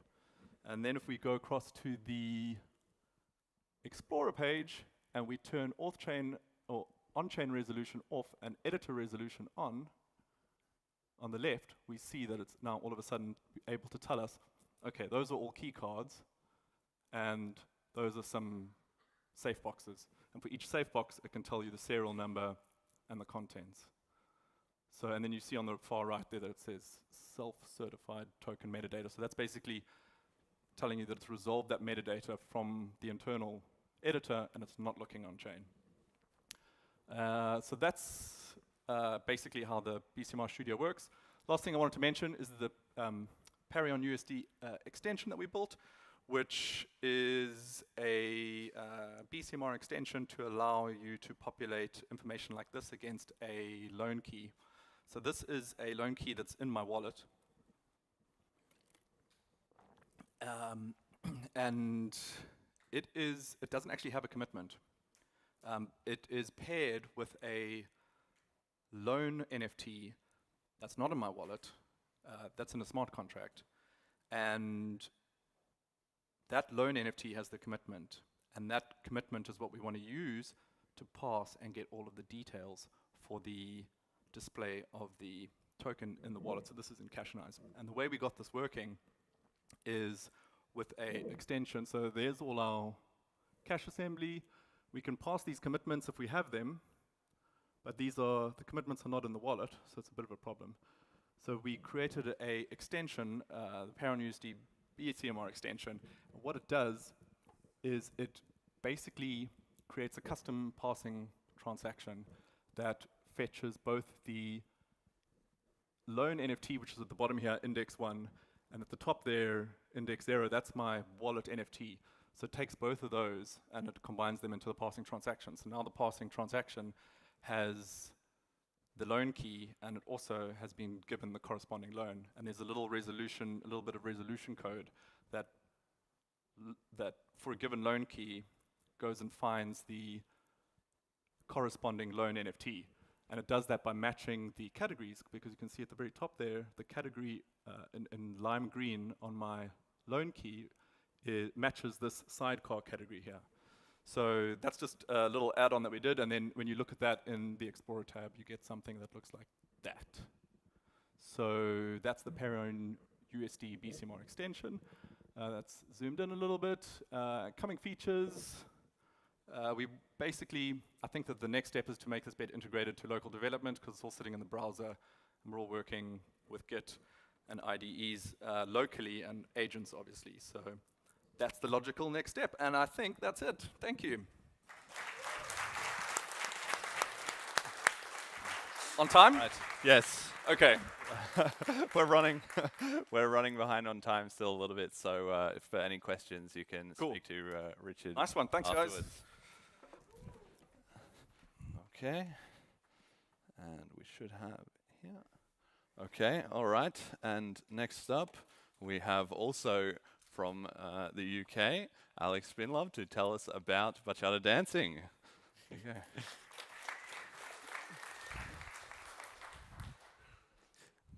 Right, first of all, let's double check this is working. When we're looking at spreading BCH through bachata, one of the first things we always need to be thinking is that when it comes to adoption, I personally believe that you don't start with crypto, you need to start with people. So when we look, why is a dancer at a BCH conference? that's usually a good start. So when we're thinking about when we think about anything when it comes to sort of the adoption through bachata, it's finding our global communities. Ooh, I've got far more nervous than I thought I would do while I'm standing up here. Hey! So a little bit of background on myself. Before COVID, I used to work in various events through Thailand and Bulgaria. When I got back from COVID, there was something that was definitely missing in my life, and that was all around the sort of interpersonal connections that you get from people while you're traveling. So when I started dancing, the biggest thing that I found was, once again, I was connecting with people on a weekly basis.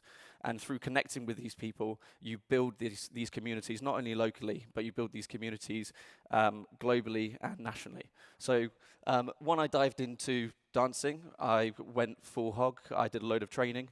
I became a teacher. And then 2 years ago, I opened my own studio in Bournemouth, which is called Bow Studios. And even through that, I'm still continuing to travel and teach with my dance partner, who is here as well. So these are a couple of pictures of the studios itself. So we're based, for the guys that are in America, on Main Street. So in UK, it's on our high street. So this is right in the town centre itself. So we've got over 200 to 300 people that come to our studio every single week, regardless if it's just for my own dance style. But we also support other dancers through commercial, hip-hop, contemporary. So we've got a big network of different groups that come to our studios. I think it's super important when we talk about adoption to explain my actual story arc on how I got into BCH. So the majority of time I came in as a complete outsider. I first heard about Bitcoin itself when I was about 16, 17 years old. This was through one of my work colleagues. He was very much into, I like to call the pump and dump culture. He was explaining to a 16-year-old how we can really make fast money. And in all honesty, he was doing quite well at it. And I was going, for a 16-year-old making a few £1,000s here and there every week, I'm going, this is probably something I want to get into. But through some changing life circumstances, I actually moved away from crypto completely until I met someone called Jeremy. So he came to my weekly dance class, and one of the first things that he said to me was, do you accept crypto? So I laughed that off initially, and I thought, I'm not going to think of too much of that.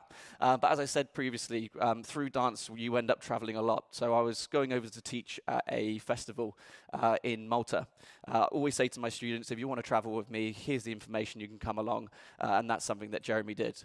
So this is the first time we actually had the sit-down conversation, and he told me about the work that he's doing with Salim Wallet. He's told me about the work that he's been doing with the Bitcoin Cash podcast.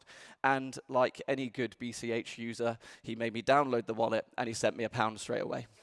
So by the end of this dinner, I had a much better understanding that this is meant to be a P2P currency and not meant to be an investment. So the first transaction that I ever did P2P was I paid for dinner, and Jeremy actually covered his half with BCH, and that was my onboarding experience. I think one of the hard things I found from there is not exactly how you get BCH, because it's very easy to go to an exchange and convert, but it's how you actually earn BCH. And I think that's the biggest problem for a lot of people. So, if you guys don't know what bachata is a social dance. It's not about becoming a professional dancer. It's in the social scene. This is a global network. I think the biggest reason is why dancers? Dancers already act like your ideal crypto users. So we travel globally, and we travel frequently. We're open-minded. We're early adopters, as you can see from myself. We're highly social. So this is something that when you get into any of the dance scenes, we're interconnected, and it's something that can spread widely very, very quickly. We meet in person regularly, which is also a huge advantage over online-only interactions. And most importantly, we're very, very cost-sensitive. Because dancers travel so much and festivals are very expensive, accommodation is expensive, there's a lot of people that I know that they work to dance, and they want to go to all these experiences. So being able to bring down fees is the main reason that dancers would look to use different platforms. I think one of the main things when it comes to dancing itself is we lack the technology. So when it comes to the technology, even professional dancers don't earn a mass amount of money, and to invest in the structures of the technology of what we need, it's going to start costing that little bit more, and it's unachievable for a lot of people. And I think that's something that goes hand in hand, where if dancing's lacking technology, BCH is lacking that real-world reach in some cases. So this is why there's a lot of similarities between dancers and our BCH users. So if we can create a platform that stops BCH from becoming I'm not going to get my words around this at the moment. You can read it up here. But if we increase my words. So if what we want to make sure is that it becomes something that's practical for people to use. So one of the main analogies I like to think about when we're talking about our sort of circular economy systems is retro gaming. So retro gaming, if you remember going to arcades, you take your fiat, you put it into the machine. Through participation and some effort, it then gives you tickets. With those tickets, you can take them straight to the shop, and you can buy something tangible straight away. So I want to strip that back a little bit more. So let's say you paid into a platform in fiat, and through the enjoyment of there, you earned BCH, and there's something that you can directly buy once again, such as additional dance classes, additional festivals, additional tickets that you can use. So it's really looking at how can we create this kind of system that the fuel itself can still be fiat to convert into BCH and onboard people through more participation than persuasion. I think it's identifying those ways to earn. I think one of the things that I hear a lot in crypto anyway is that it's very difficult to spend. But I think when it comes to adoption, it's very, very difficult to earn. I think from a psychological point of view, if I spend my working hours earning fiat, and then I go to an exchange and I buy BCH, this puts an investment mindset on, rather than I've earned my BCH, I'm ready to spend my BCH, and then through more effort, I can earn BCH and keep that cycle going from there. So this is where Dance.Cash comes in.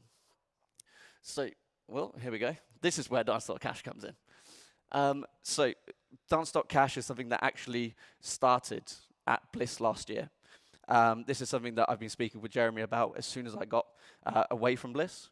And it's a combination of the hackathon that recently happened, where we launched and had developers put in their submissions for the sort of the basis of the platform. Where we are at the moment is we've already launched our MVP, and we're still working on V1 currently. So Dance.Cash is a platform that we want to ensure that is better than the current platforms that are available to dancers, and that is through better fee systems, easier for people to use, and then also built on blockchain technologies. Everything that we do currently, it has its two avenues. We can either pay through fiat, or you can pay through BCH. So as we move forward and going into different iterations, we're going to be bringing in, I think we've just launched today, that you'll be using NFT tickets. So every ticket that's sold will then be saved in the blockchain itself. And then through there, we want to make sure that we can build out reward programs. So if you're selling tickets or promoting for events, your rewards are paid in BCH, which then can be paid directly back into that platform. With the MVP currently, my studio is being used as a current guinea pig. We've had 3 events that have gone through. So there's been 35 signups on the platform for a local event, as well as a performance team that we've been running through. And then also for our annual ski trip, we've already had 7 signups through this platform and expecting 60 from a national and international audience. When it comes to sort of any of these platforms, one of the biggest things I always like to think about is gamification. The biggest gamification that always comes to me is Duolingo and the Angry Owl. So if anyone has been trying to learn a second language, that Angry Owl is something that will forever be on your phone. But by using gamification, it's going to bring people back to the platform. So I've put up there that people don't come back because learning became easier using Duolingo. They come back because the process feels rewarding. And this is something that when we're talking about a real-life RPG, dancers train weekly, they meet up weekly, and if we can use different systems within the platform itself to track this and then make a game out of this situation, it's one, it will keep dancers coming back, but 2, it also makes it better for the organizers that are running these events because it builds up that retention of people coming back. One of the things that we're really interested in looking into is the real-world application of NFT tickets. So using these rather than an email with a QR code is using the NFTs themselves as the tickets for your weekly classes, which then we can put additional information within the metadata to help support this real-life NFT itself. The bigger vision for all of this is I don't believe that it just stops with dance. With any of these platforms, we can look at anything from events and hobby groups, fitness teams, sports clubs that are using this reoccurring behavior. Rather than reinventing the systems so that we're creating something new, is about how do we use the current systems and then put the platforms on top of these. My sort of full circle vision or my personal vision is that onboarding itself should be always through participation rather than through persuasion. I think it was very, very interesting when Jeremy's onboarded me, super low key, just said, take it, let's see what happens. And this has really run through and scaled up into sort of what we're doing now. For a lot of people, they don't understand the technology. And by trying to explain the technology first, you're not going to get people using it because it's easier to use other systems. But if you get people using the technology without knowing, the ticket goes into their wallet. For example, as soon as you get an email through, that takes you to a link to download a wallet. Within there, the ticket then is saved in your tokens, and then that's something that you can use and store all your dance tickets and information. Then you're going to find people being eased into the technologies without worrying too much about how it works behind the scenes. So really to wrap things up, I'm going to be at the open house with a store, so if anyone would like to come and have a chat, it'd be great to catch up with as many of you as possible. We are looking for collaborators, for investors, for promoters, organizers to help support what we're doing from here. And if you're unaware, we've got 2 dance sessions. So if you guys can bring a dance partner, that'd be great. Myself and Aisha will be teaching tonight, and then again on Sunday. So if you want to experience what bachata is itself and why it is something that so many people around the world are taking part in, then please do come along. Thank you very much.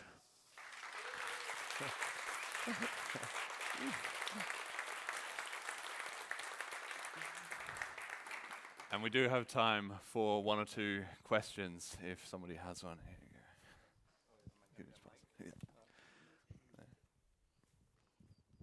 Yeah, so I wanted to say what a fantastic idea. That's like a very unique angle, especially, thinking about that everywhere I go, basically there's always a bachata session, like almost I can't think of a place where there's not a meetup or something. I think one interesting thing that I always found as a friction point with that whole thing is that you would go to those events and the teacher or the people, they don't really know your level.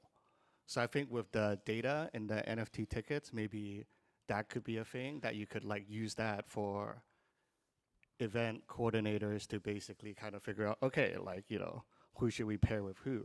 Because I think a lot of times when I go to those events, the intimidation level is really high. You go in there, you they have a begin. They always do sort of I think I'm better about the mic. They always do a thing where it begins with a thing where they sort of have a little beginner's class, then all the pros jump in and you're just oh shit.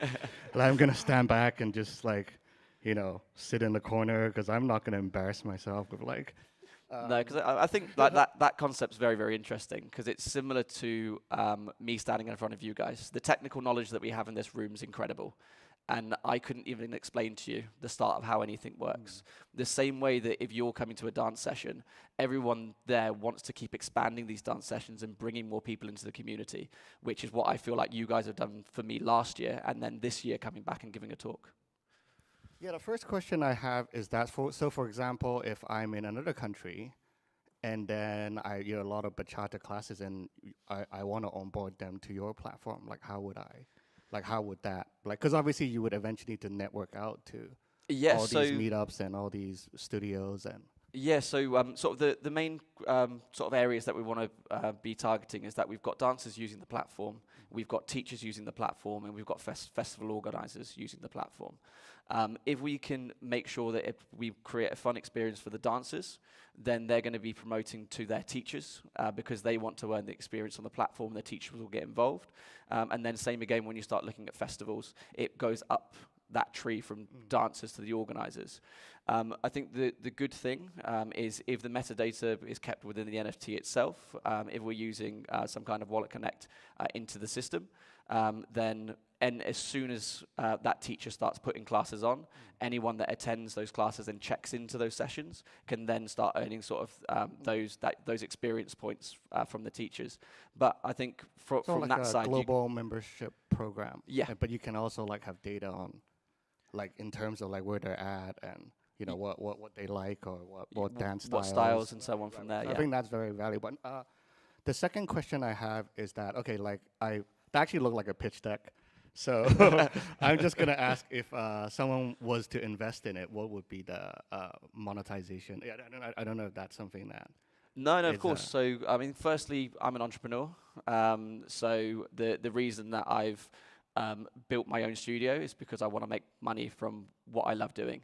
The reason why I want to really pursue Dance.Cash is because I want to make technology a lot easier for dancers to use and a lot more affordable for dancers to use. But on the back of that is my effort and my time does cost. So when you start looking at people using the platform, I want to make sure that the fees that we do are much lower than sort of the 10% fees that other platforms are doing. But this whole system is here to generate money, not for just myself, but also so teachers can make money through that platform as well. I see. Hi, Alex. Thank you for an amazing presentation. I thought you were fantastic. That you mentioned something that I think really hit the nail on the head, and I don't think I've heard it before, and that is the psychology of earning relative to buying. And I'm pretty sure if most people here are just honest with themselves, when they earn BCH, they're much more likely to spend it than when they buy it. Because when you buy it, it is immediately psychologically a investment. And I think that was really important because you're tapping into something that I think maybe engineers wouldn't necessarily think is the psychology behind it, because technically there's no difference, right? You've got BCH, right? How you got it shouldn't matter, but it does.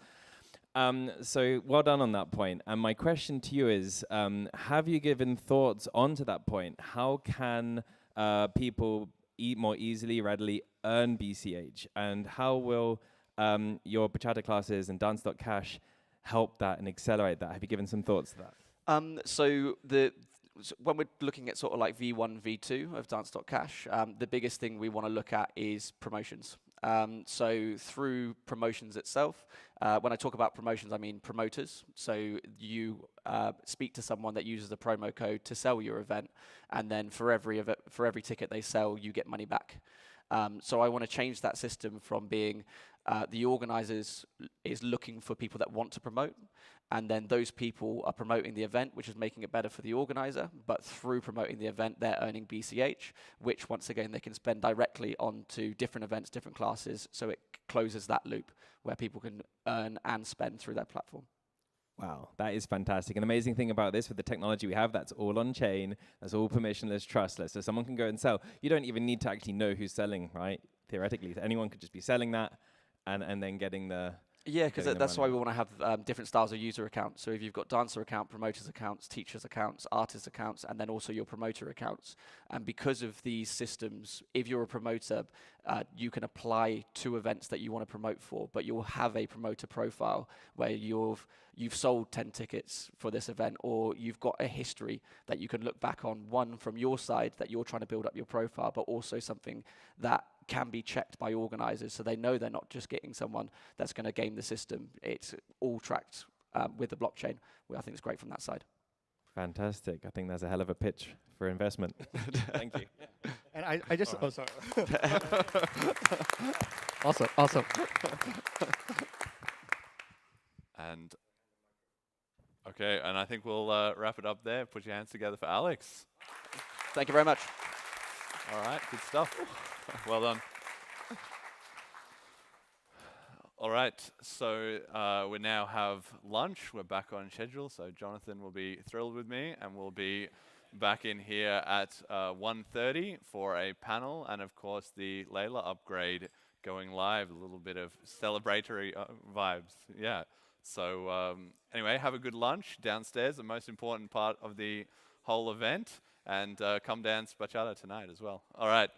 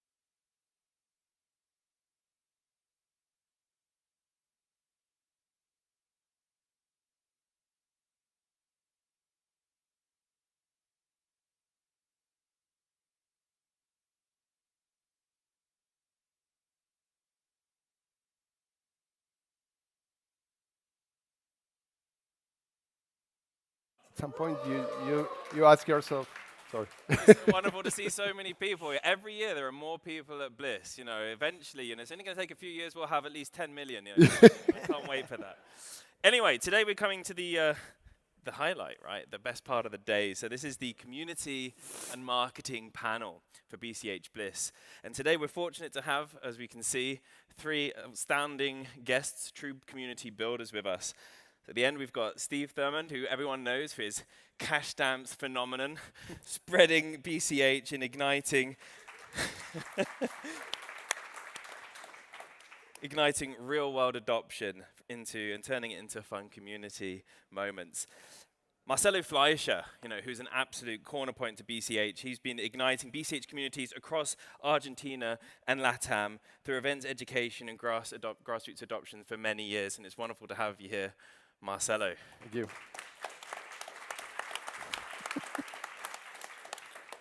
And we've got a new entrant here to BCH Bliss, which is wonderful to have you with us, Joel Venezuela, who's been living on crypto since 2015. And that's an aspiration. And Joel brings an experience, a very deep experience in privacy, in marketing, and building sustainable communities. So welcome, everyone, and let's dive in. So to start with, I'd like to focus on...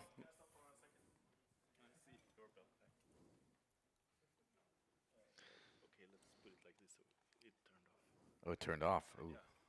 Yes. Already the problem child up here. Joel was confident in the volume of his voice. He doesn't need microphones.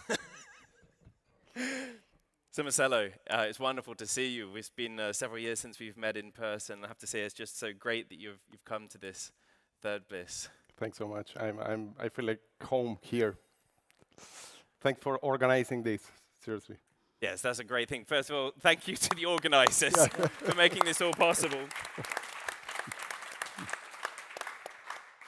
Marcelo, you have built one of the strongest regional BCH communities in the entire world, and that is BCH Argentina.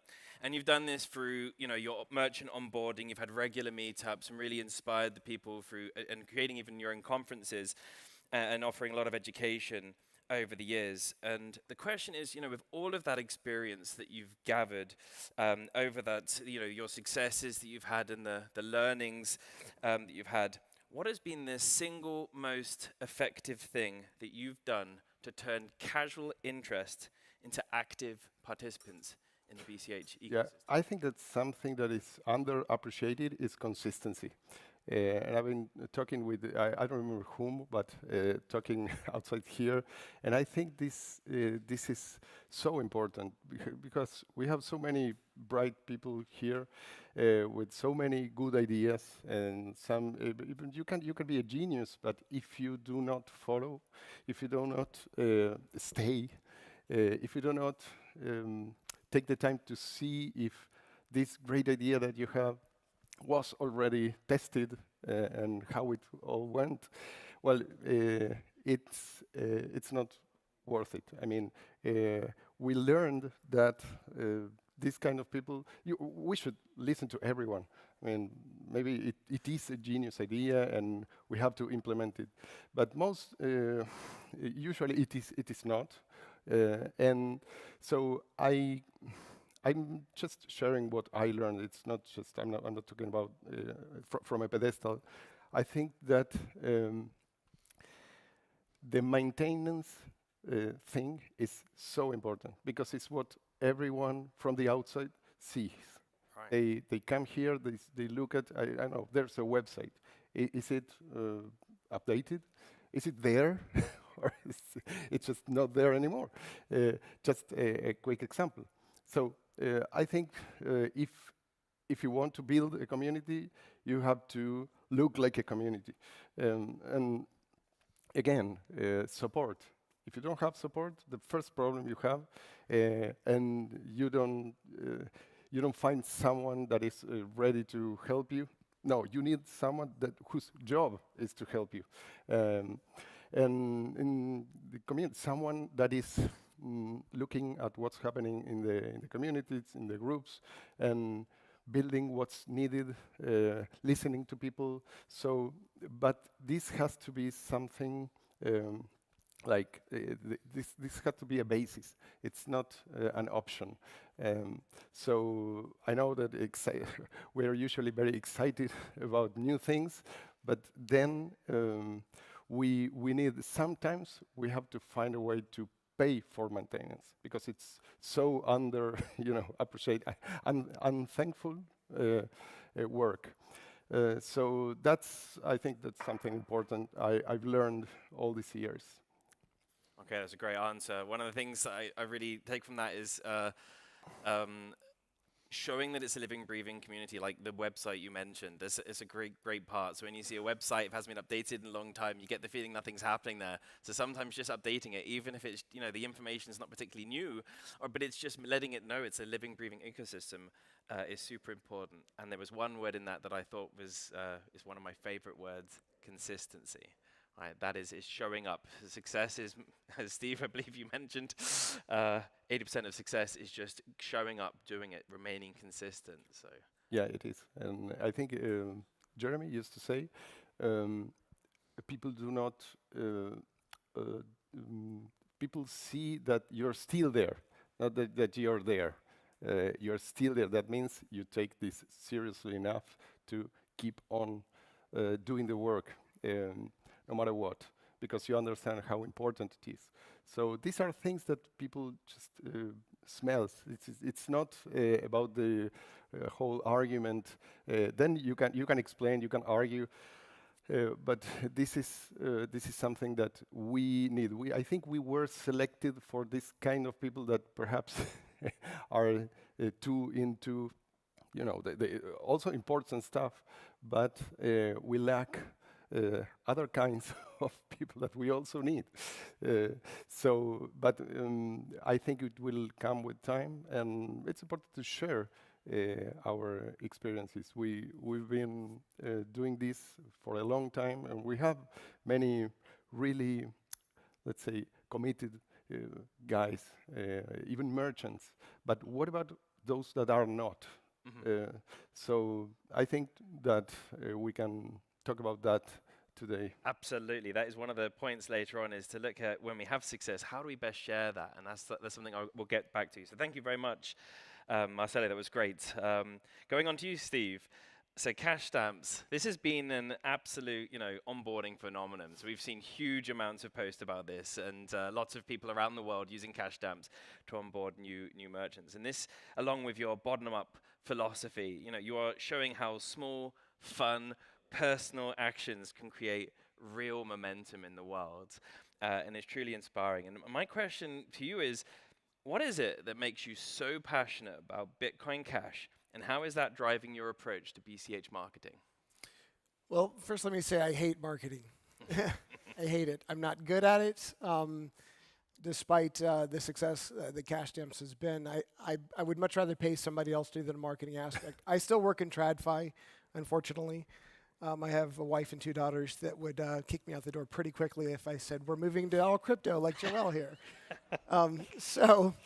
But I'm very passionate about peer-to-peer electronic cash, freedom money for the world, specifically for my wife and daughters, because this is something that will live on once I'm long gone.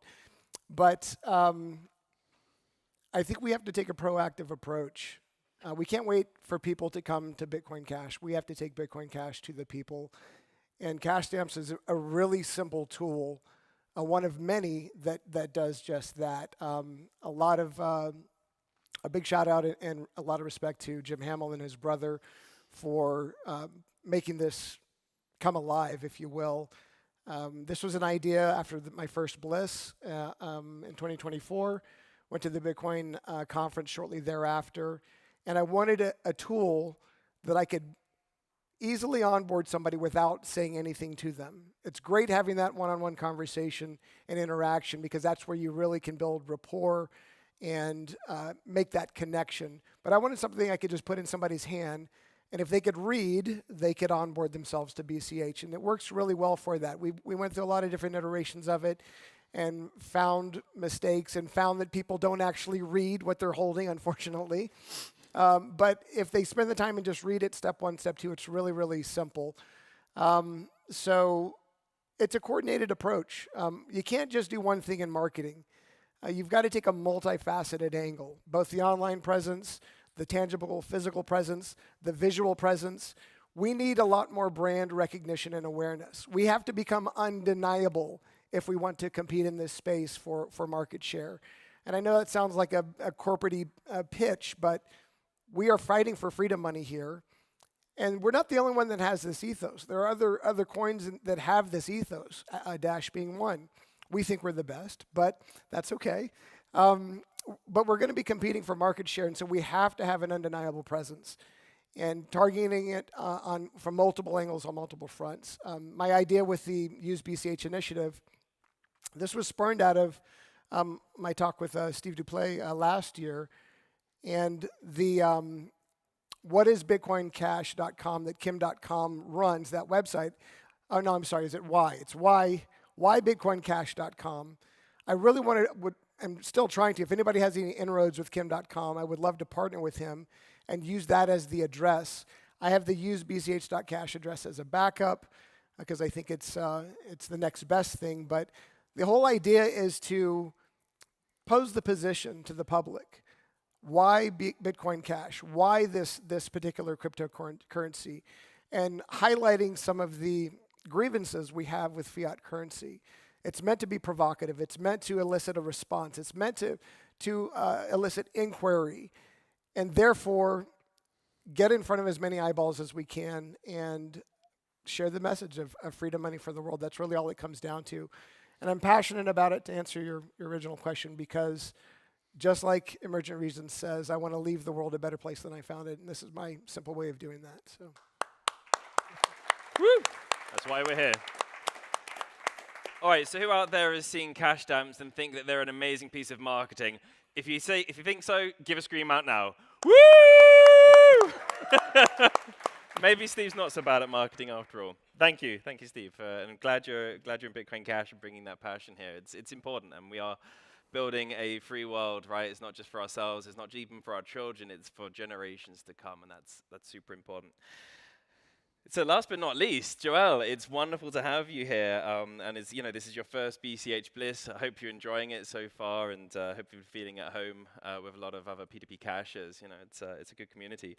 So Joel, you've been living 100% on crypto for many years now, right? Since 2015, which I think most people in here would like to strive to that. That's a great role model to live up to. And in your experience, how important has that been, your lifestyle and 100% being in crypto, to build and inspire communities around practical daily use? Yeah, so I would say, again, this is obviously my personal opinion, it's kind of like a minimum requirement for whatever you are pushing. Like imagine if you never used a cash stamp before, and you're just like, here you go. You're just handing these things out. What do I do? I don't know, I just pass them out. It's my job. Like, obviously, no, you know how it works. You know what's written on there. It's like, you know how it works. And crypto especially, it's been around, 17 years or something at this point. And it's gotten a well-deserved reputation as something kind of scammy, like something that there's a lot of money thrown into. There's a lot of monkey JPEGs. There's a lot of other stuff. And then the outside world is just like, oh, it's that casino thing that I keep hearing someone getting arrested for at some point. Mm-hmm. That's kind of like the global normie perspective on this. And so, for example, a few months ago, my sister-in-law, who's like early 20s, messaged me, hey, do you know anything about Solana? And I was just like, what now? It's like, oh, one of my friends, she's dating some guy who like works in it. I'm like, oh, maybe he's like a dev or something cool. And it's like, no, he's unemployed and wants to do a meme coin. It's like, oh God. And this is the touch point that the world has with this technology, because again, there's a lot of fakeness to it. It's all, what's the ticker? Can I buy the ticker and will it go up or down? And that's kind of it. And in this world where you have an abundance of fakeness, realness is scarce. And so this is kind of one of those things where if I'm just another crypto guy saying, hey, guess what? Buy my bags. It comes off a little, it's not a good selling point. But if you're like, hey, I believe in this stuff and I show it through my actions because I use this stuff, I rely on it, If this didn't work, I wouldn't be able to pay my bills at the end of the day. And that's kind of something where now that's a selling point. Again, I didn't think of it like this when I started. I just thought fiat bad, freedom money good, more freedom money in my life. That was as simple as my thought process kind of went. But if you kind of look back, it's like, well, this is the only reason anyone cares about anything I have to say. It's not because I have a podcast. Lots of people have podcasts. Give a little shout out to Jeremy over there. Lots of people have podcasts, but the only reason that you care what anyone has to say is if you are someone they care about. And like, I think that, for example, hosting this conference and doing all this kind of stuff is a great kind of thing of like, why do we listen to the Bitcoin Cash podcast? It's not just because it's more content. It's because it's from some real person, a real doer and mover in the movement who's doing real things. The same thing kind of goes. And also, like, from a data perspective, you need real data. Like, you can't, it's easy to go, feeling around in the darkness if you don't know what you're promoting, how it works. You don't know, like, oh, this didn't work in this way, or this did work in this way, or there's no contrast to how this works versus the fiat system. And I think that when we're trying to do, there always has to be, I'm not going to say everyone has to do what I do, but someone has to. Like, have at least one person doing that, being your, as the great Ken Bozak back there has said on my podcast many, many years ago, he says, we're the beta testers of money, man. It sucks. And so that's kind of what it is we are the beta testers of this new money. And anytime something doesn't work, you have to bring that back to the devs. Hey, we tried this person tried to do this, it didn't work. Or, hey, they have this kind of device and it didn't work. Or, hey, we tried to get them to pay something, but then their phone died. And then how do they pay when their phone dies? Oh, I hadn't thought about that before. And then it kind of goes back and forth. And so, summarize, the number one thing is just because of, if you are a public figure, a promoter, whatever, you should consume your, as they call it, eat your own dog food. You should consume your own product and know something about it. If you're selling a product, you should be an expert in it. I just think that should be marketing 101 if that's what you're doing.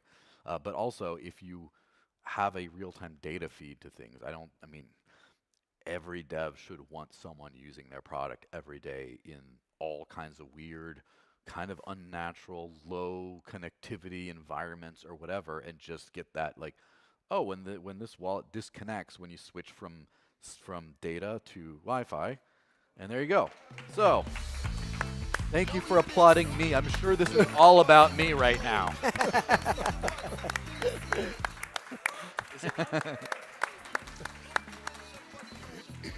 Well done, Joe.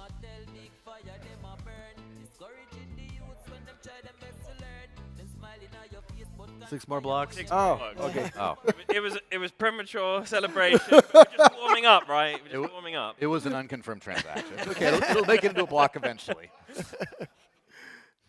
Yeah. Yeah. I think this is there's some great points and great feedback, and that getting that continuous feedback from real users. This is something that is absolutely critical. If you want to onboard the next 8 billion people, if we just focus on the next 800,000 or even 8,000.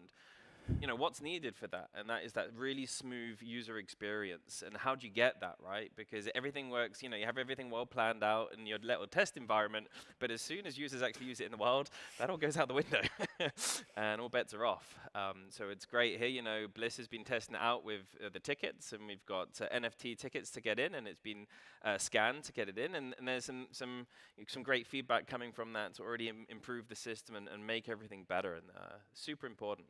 And we need how many hands up, who's basically spending almost pure BCH in their day-to-day lives here? We've got two? Now, I know that Jonathan at the very back, We've got 3. I've interviewed him about this very subject, so I know he's one of the real guys. So we've got some real guys in BCH too, and that's a great thing, is we love this money, and it's it's really really important for freedom and for liberty. And it's also really important that we use it. It's so important that we spend it and we live by our ideals, because that's what money's for, right? It's for spending, and it's only as powerful as actually what you can buy with it, and that's what we're trying to push. Great, thank you very much. Those were some great answers. So hopefully we've got a...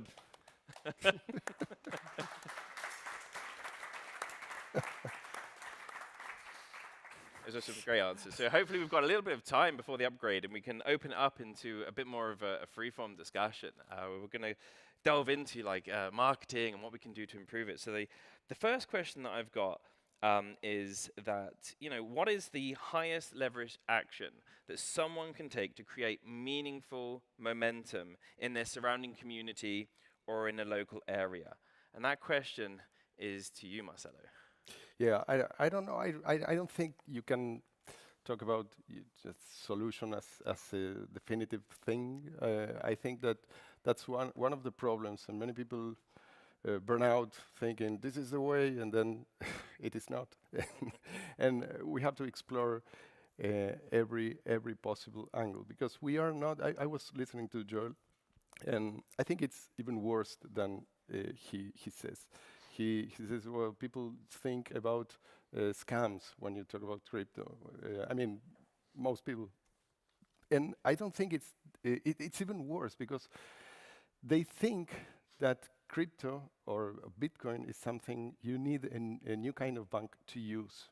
So that's even worse. So the crypto that is not supposedly not a scam is custodial.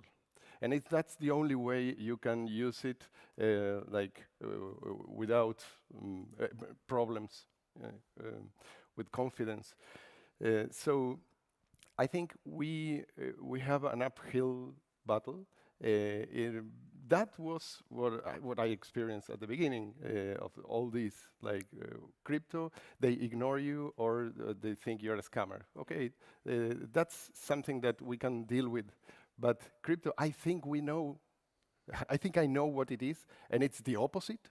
So that's even harder for us. No, how do we deal with that? And I think that we have to meet people where they are. So we can. It's a difficult equilibrium, because sometimes we think, this is so great. So why don't they just gravitate to us? Well, it doesn't. If it doesn't happen, then you don't want to go and seem like I want to dump this on you. So I think this is why I like your approach. For example, if you go to your hairdresser and you do not pay with BCH, but you pay the tip with BCH, that's different, at least at first. So while he's cutting your hair, you explain why this is great, and then you tip. So you are not pushing him. If you want to research more, if you are interested, whatever. But it's on you. And then I think it's important to meet them where they are. And most people are in this investment, mindset. So this is an asset. This is an investment asset. So I want it to go up. Okay. So I will explain. I will not explain the whole, history, but I will explain why I think, yes, the BCH price can go up a lot. So, and that way, you are tapping into his interest. So maybe he's not directly interested in all the thing, but if you say, this may lead to the price going up, then you have a holder. And every holder is a potential user. I think we have many, many more holders than users, and that's okay. I mean, but that doesn't mean we do not have to try to convert them into users. So that's another thing. Just see if you have a libertarian that already saw hijacking the red hijacking Bitcoin, or saw the Who Killed Bitcoin documentary, whatever, he's almost a Bicasher. So that's easy. Maybe he needs some guidance, practical guidance or whatever. He has some doubts. But that's one extreme. Then the other extreme, you have the guy that just listens, that knows that someone he knew got rich with Bitcoin or whatever, or crypto. But we shouldn't, I think we shouldn't condemn this. this kind of guy, because it's I mean, you don't know where he's going to end up. It's Exactly. started there. And that's a really important point there, and I'd like to underline it. That's actually the perfect marketing. You don't market, you're not marketing something and telling people what they need. You find out what people need and want, and you market to that.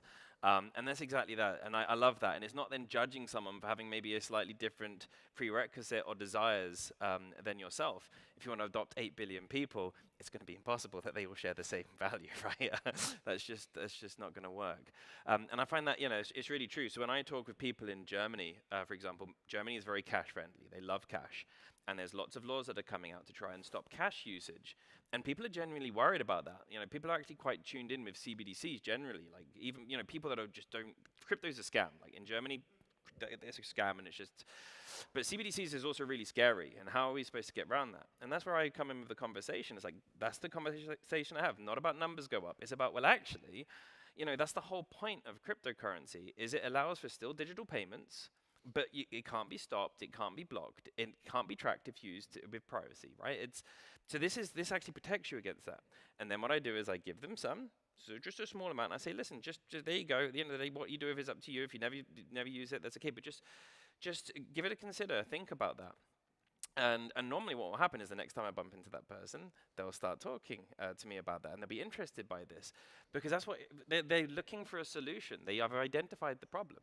And then for another person, of course, it might be something very different. It might just be, hey, numbers go up. Hey, here's some BCH. Price goes up, price goes down, but check it in 2 years. It's going to be 10,000 a coin. What's your thoughts on that, Joel? About the number go up thing. Yeah, and just about how you approach the marketing to the people. Yeah. So we have to realize kind of what we're into is like base infrastructure, and it's like can you imagine selling fiber optic internet to someone who just on the street be like, what, the fiber cables, you really get into this, the new stuff, and they're just like, I don't. What? Like you don't sell that to people. You sell like a device. You sell like an internet plan at their home that now they get. And so end user products, we're kind of getting into that era where you can do that. Because before, what the average person can do with crypto was buy it and hope it goes up. Or they were a dev and they could build stuff on it for, amusement, but not for money, really. And now we're finally getting the era where we can sell it to real people because there are things real people can use. Right. And so, for example, the digital cash use case is, of course, the best one, right? It's one of the hardest ones to get like mass kind of adoption of, especially for like regular people who are fine with their bank account. But you'd be surprised at how many people are excluded from the modern payment system or who are just philosophically mistrustful of CBDCs, of government, of whatever else, and you can kind of communicate the value of that. The one thing I will say about the price is a billboard always. It's the best marketing you have. Now, you can't always, if you could just say, let's just pump the price. It's like, yeah, okay, well, wishes were horses, right? It's not that easy, but when it happens, you have to be ready for it, is the point. You got the billboard, now what do you put on it? So if you have like a skyrocketing price and people are like, well, I've heard this thing's going up, and they're looking at it, and you have to be like, guess what else? This thing, that thing, that thing, that thing, all these things you can do with it. But as far as like getting to the average person, I would say it's always like a mental sort of flow chart of like, what is it good for? Why do I want it? Those kinds of questions. And a lot of times you can kind of think like, what do you want out of the user? What do you want out of to start doing? Do you want them to start just posting about it on X? Like, I mean, sure, but like, do you want them to just buy some and hold it? Do you want them to do a recurring buy, start earning it? Do you want them to start spending it? Like, what do you want out of it? And then just kind of pitch it from there. It's not one ecosystem, as I'm sure, especially this community has learned a lot about, is it's not just, doesn't just do one thing. Right. There's like the whole DeFi ecosystem and all this kind of stuff. And so those are vastly different products you sort of pitch to someone there. You say like, oh, guess what? You want to do some prediction market stuff? Do you want to earn yield on this? Do you want to do that? Or, hey, do you want to go use peer-to-peer cash to buy stuff? Or do you want to just be a buy and hold investor? Whatever it is, there's different things you can kind of do with each of these things. But I would promote to that.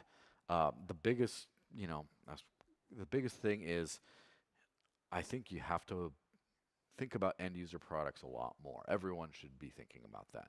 The end user Absolutely. products in crypto are really, really not good. The best ones that I talk to people and recommend, I'm still just like nervous about.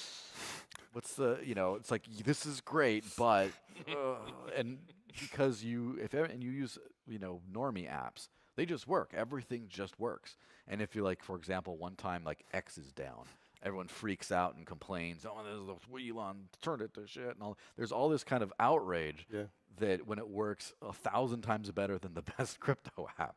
So you have to find like the best end user product and get it really sharp, and then just find how to bring it to the end user, because no one is going to use the underlying tech in a vacuum. They're going to use the apps that are built to use it. So get a couple good apps and push those apps. Right, okay. More apps and much more with a slick UX. That's what we've got to do. Marcelo, you said earlier about, you've learned a lot in BCH Argentina, but it's also important about transferring that knowledge. Some things for sure haven't worked out so well, and people have had, you mentioned about people burning out, and I've seen this too, just like this is the way forward, and just cracking their head against the wall. They've been consistent, but consistently in the wrong way.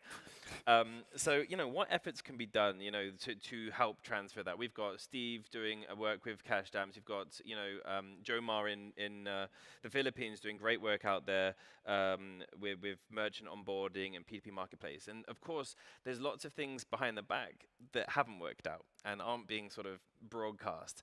But that's also learnings, right? What can we do to improve that cross-pollination of learning and seeing what's worked to create a feedback for success?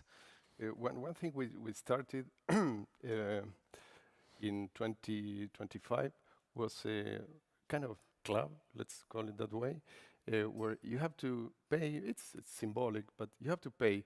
And we find out that that way we can filter people that are really into this, that are really committed, and they are not just discussing things for the fun of it. They are builders, most of them. And we were doing these meetups and every couple of months, and we still like the idea of meetups, but in the meetup, it's usually you don't have a lot of productive conversations. So here we know these guys are guys that are not there just to see to feel the scene or whatever. They are perhaps not long timers. We have a couple of new and young guys, but they are coming from afar, and they are paying. So I think this is a very easy and cheap way to filter out the noise. And so we started, and we kept doing that this year. And I think this will be our new way of communicating. That's because we saw that we had so many people in the groups, but it's always a small proportion of that that really contributes. So in this case, is it fair to say then you're focusing more on the quality of the individuals rather than quantity, right? Exactly.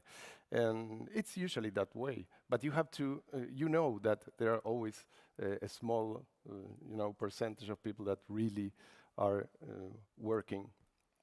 But this is a way to just concentrate that and talk only with those people and face to face. They have to go to one place. So it's a lot to ask for people. It's once a month, but I think it's working fine, and a few good ideas that we are now, let's say, trying came from there. Okay, great. That's so quality over quantity. And Steve, what do you think? How can we get that information? I just kind of pigtailing on with what Marcelo and Joel have both said. Are there any 1%ers in the room that benefit directly from the Cantillon effect? So there's 8 billion others of you out there that are feeling the squeeze of inflationary deficit spending and fiat currency. We have an opportunity now that we've never had in human history, at least in modern monetary history. So people are hungry for this message. They are. They are hungry for the message of freedom money. When I take an Uber ride, very rarely do I take a ride with a guy driving an Uber or a girl driving an Uber that's their only gig. That's either their second or third job, just to make ends. They are ripe for this technology, this information, this message. And people love being part of a tribe. Just ask Bozak. Look at all the tattoos he has on his body. He's part of like 15 tribes. They love being part of a tribe. So the opportunity is there. And it's very easy to broach this conversation because, in my opinion, there's nothing that more negatively impacts human beings on the planet right now than fiat currency. It affects us all, rich and poor, of course, disproportionately the poor, but it affects all of us. And so the opportunity is there.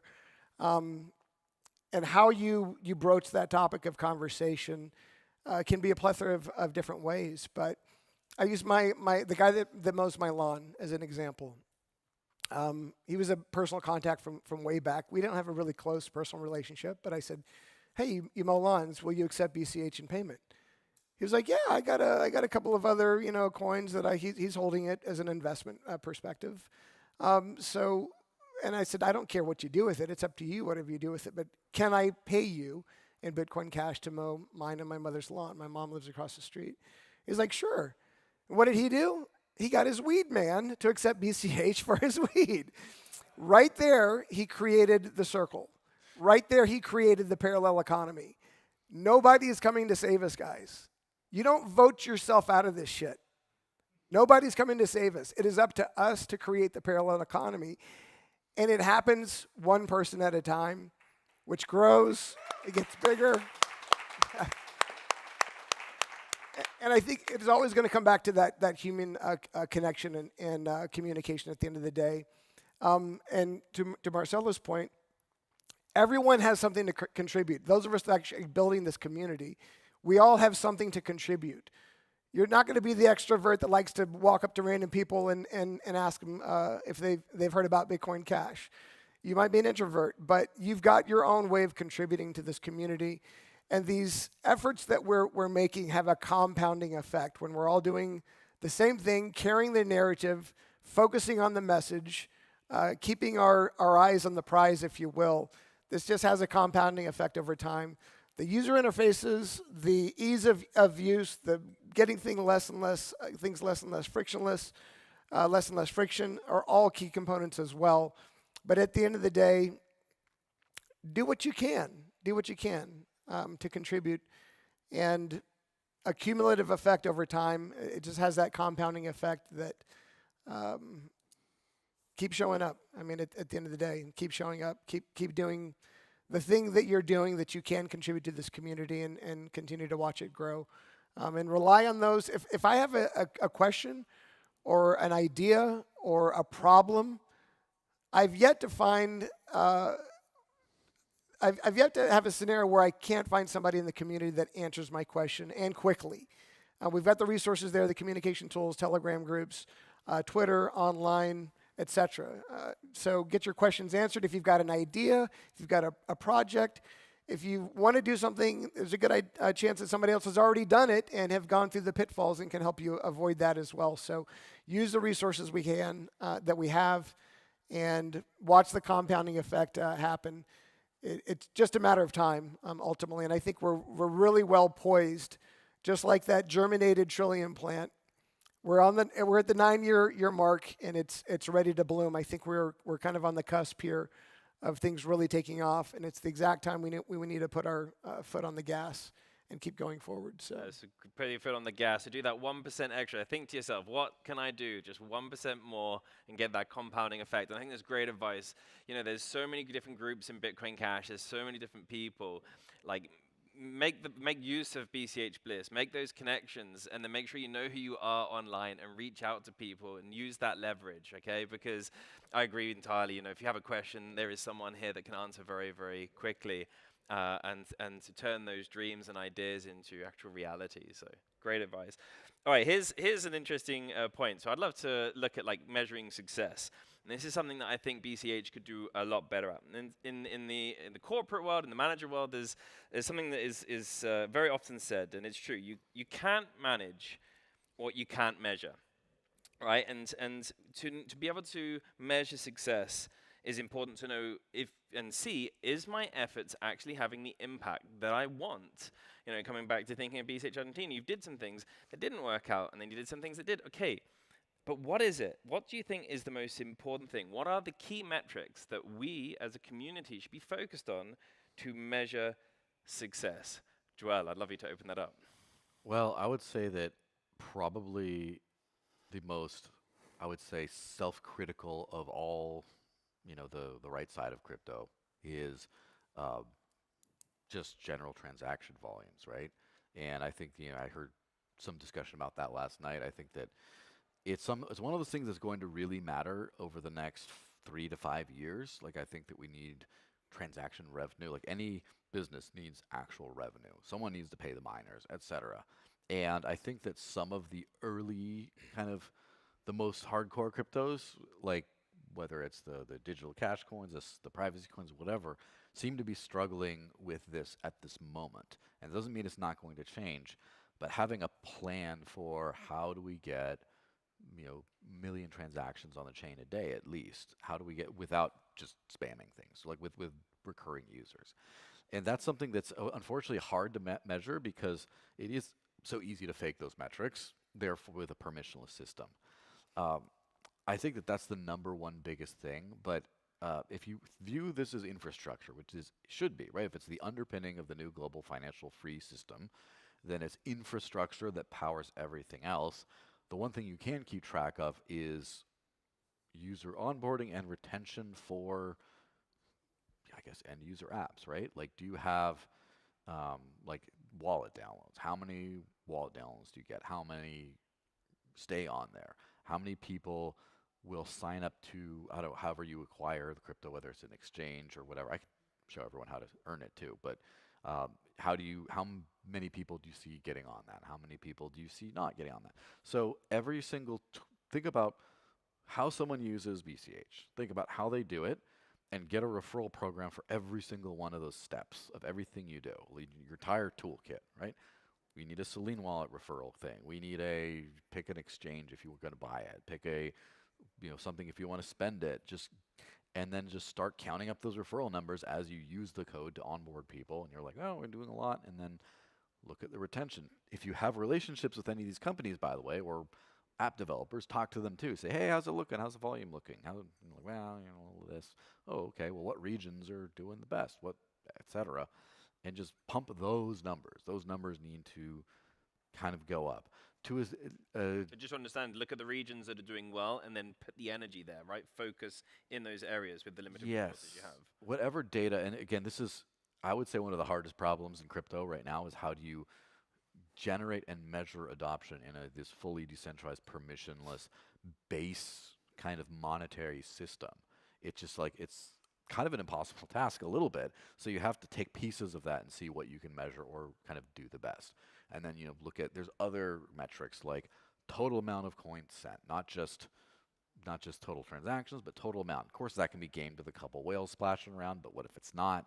Look at that. What about median transaction value? Meaning, what's the typical transaction value? If it's like, 8,000 a coin, it's like, well, again, whale splashing. But if it's like you get a couple $100 worth, then it's like, okay, well, there's a bunch of tiny ones and a bunch of big ones. Maybe Coindays burn could be a good way of doing that, right? Because then that stops. If the whale is just using the same amount of money, then the Coindays burn is actually very low.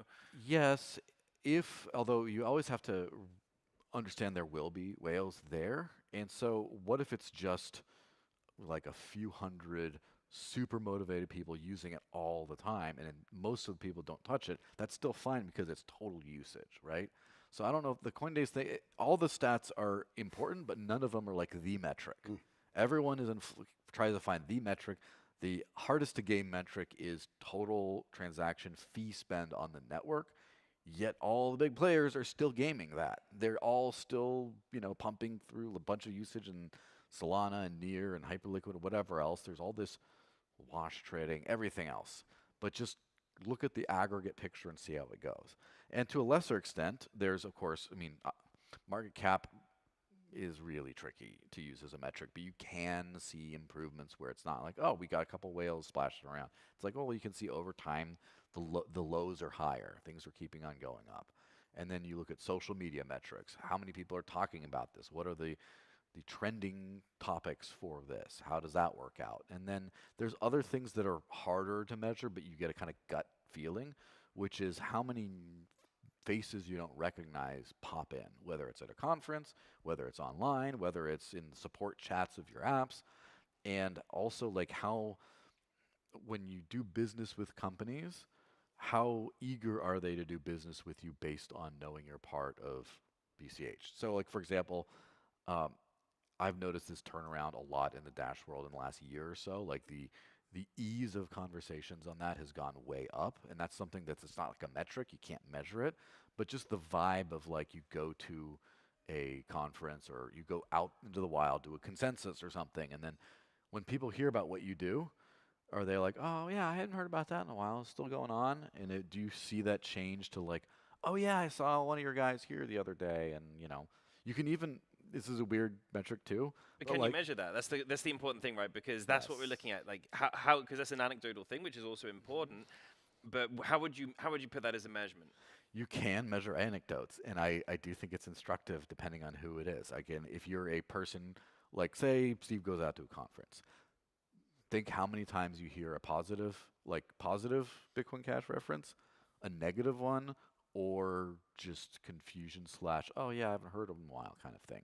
Just mark, and then just aggregate the data at the end of the thing. There's obviously going to be outliers. It's very personal, but then you get someone else going, and then see, well, Callisti had a way better time over there, and then, see how do we got the feedback, hey, we need to send Callisti out and keep Steve at home. Yeah, exactly. And but to that point, I think Callisti could echo this. I noticed quite a bit of a difference between the 2024 BTC conference and the 2026 conference. 24, I actually got, I don't want to say heckled, but people were like, I think somebody did actually shout something to me at the 24 conference in Nashville. But this last 2 weeks in Vegas, I had people coming up to me. Actually, we had one guy that came up and was really inquisitive and said, I see your T-shirt, and we talked. He's like, I got a copy of the white paper right here, and so we had a really good back and forth. And so I don't want to say yeah, exactly. Check the box. Can I take the survey, sir?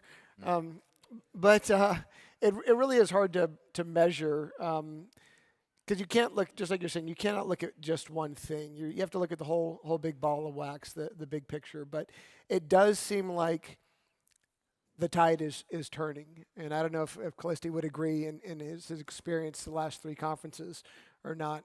But anyway.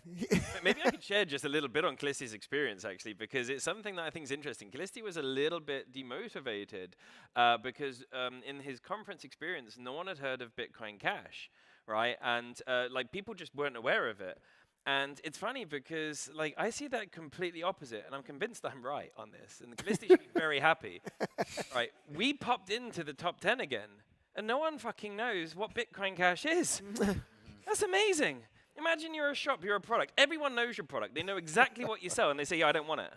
That's bad. No one knows Bitcoin Cash. The potential is enormous. Big opportunity. So the opportunity is just huge. And so every person you speak to and they say, I've got no idea about Bitcoin Cash, you should feel like, oh, this is amazing. There's so much runway ahead of us to grow. Yep. So, please don't take that as a, and that's where we should be energized. We can do more. We can go out there more and go to more conferences and, say the good word. I would say something. Well, I have to say, there is something when you talk about consistency in the game and stuff, one thing that by being survivors for this long that we didn't have before is we sort of outlasted our enemies. Where, I've been in the space for a long time. I was living all off of BTC before anything else. I remember when Bitcoin Cash came out. I remember when everyone is using the normal address before the cache address kind of form. I remember all that stuff. I've just seen the entirety of it. And the toxicity surrounding the brand was immense in the early days. And just the amount of like, you know, the Roger Ver crying meme and all this kind of stuff, the flip off, like all that stuff, it was just electric in the air. And it was just a very toxic brand to a lot of the crypto world, or again, very beloved, but there was just a lot of... It was Marmite. It was love or hate, right? Yes. And there was a lot of early stuff in the Dash community as well, from like the founding type era, the Monero Beefs 2014 to 2017, all that stuff. But then now it's all, for both communities, it's kind of gone. Like a lot of it, like a lot of Bitcoin maxis today don't know what Bitcoin Cash is. And that's such a blessing because you don't have this whole like... Or the baggage. Yeah, you just say like, oh, what is this? Oh, it's like better lightning kind of thing. Cheap lightning. Shout out. Lightning. It's like, it's something like that where it's you have a fresh start because you've just been around for a while and now you're like, oh, what is this new thing? You don't have to say, oh, Roger pumped his shitcoin, and it dumped, ha ha, and Craig Wright, and all that stuff is just, which is marketing poison because you have to get through all this discussion to get to what you want to talk about. That's all gone. So like you got the gift from the gods, gift from Satoshi himself, not you, Craig. You got it, use it. Fantastic.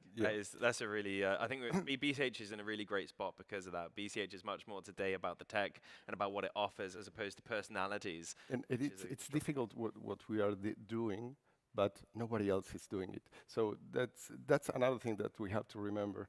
These new kind of banks are all crowding this space because, of course, it's profitable for them. But then again, when they start working, you said before, I think before the mics were on, do you still have this service here in Slovenia? Well, no. So everything disappears. No, like that. So that's why I think it's important to. I'm not saying that we shouldn't work with those guys in any way, never. But what we are doing, it's difficult, and also even if you can measure it, no? But you're not happy with the results, it doesn't matter. I mean, it matters, but you should do it anyway because you are building something that people will need eventually. And if you think that people will need it, it's better to have something where they can be well received. And it's not just, I come here because I'm desperate. No, there's a whole town receiving you. So I think that even if you are not happy with the numbers, whatever you want to measure, I think this is important. It's not a thankful job in the short term, but in the future, maybe we will all be seen as saviors. I hope so. I really do. You mentioned, I'm assuming you were referencing Go Crypto that pulled out of the market here. Isn't Mocha in the house here? Yeah. Yes. I'm really, really excited to hear what you guys have in store because I think part of my my initiative in the seminar approach is onboarding both consumers and merchants, and I want to partner with you guys specifically in that because if I bring merchants into the house, and there you go, if I bring them into a seminar and I don't have an easy, frictionless solution for the consumers in the house to spend their crypto at that merchant, then it's a one-sided equation, and it's not gonna work. It's gonna take a lot longer to work. Not everybody's a weed man and a lawnmower. So, yes, really excited to what you guys are bringing to the table. And I saw a recent post I think you guys posted of working specifically with Paytaka, was it, or where were you? You were talking something about BCH. They were in Buenos Aires. That's right. Okay, yeah. Fantastic. And this is, for me, this is the key metric that I would love to see. So, Joel mentioned about transaction volume, and Emergent gave a good counter to that yesterday.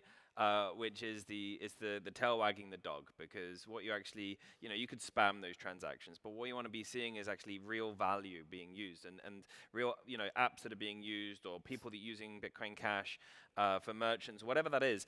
The transactions will come, right? It's a lagging indicator. And for me, one of the most important things that I'd like to see, especially when thinking about local communities, is actually the measurement of success with merchant onboarding. It's really easy to measure how many merchants we've onboarded, right? But for me, still today, there is too little or zero attention on how many users does that particular merchant need to basically still be accepting Bitcoin Cash. Is it 10? Is it 100? Does it depend if they're a car mechanic or a grocery shop? And then actually tracking that data, keeping in touch with those business owners. How many times have you had a Bitcoin Cash transaction? That'd be really easy for them, because they've got the, every transaction's there in their wallet. I've had 10. Yeah. And asking, is it to say how many users that is? Is it 1? Is it 10? And then that's, for me, that would be critical information, because then we can see, okay, is the merchant happy? Yes. What is the number of users he has? Is it growing? What is then the amount? If it's beneath this amount, a merchant will give up at a certain point. And this would be the information that allows us really to operationalize success, because we'd have metrics to really know, okay, we've onboarded 10 merchants, but we've only got 10 users in this area. We've got a problem. Stop onboarding merchants, focus on the users. And this allows much more of a systematic approach to that, as opposed to just the scattershot. Let's onboard loads, which we've seen in certain areas around the world.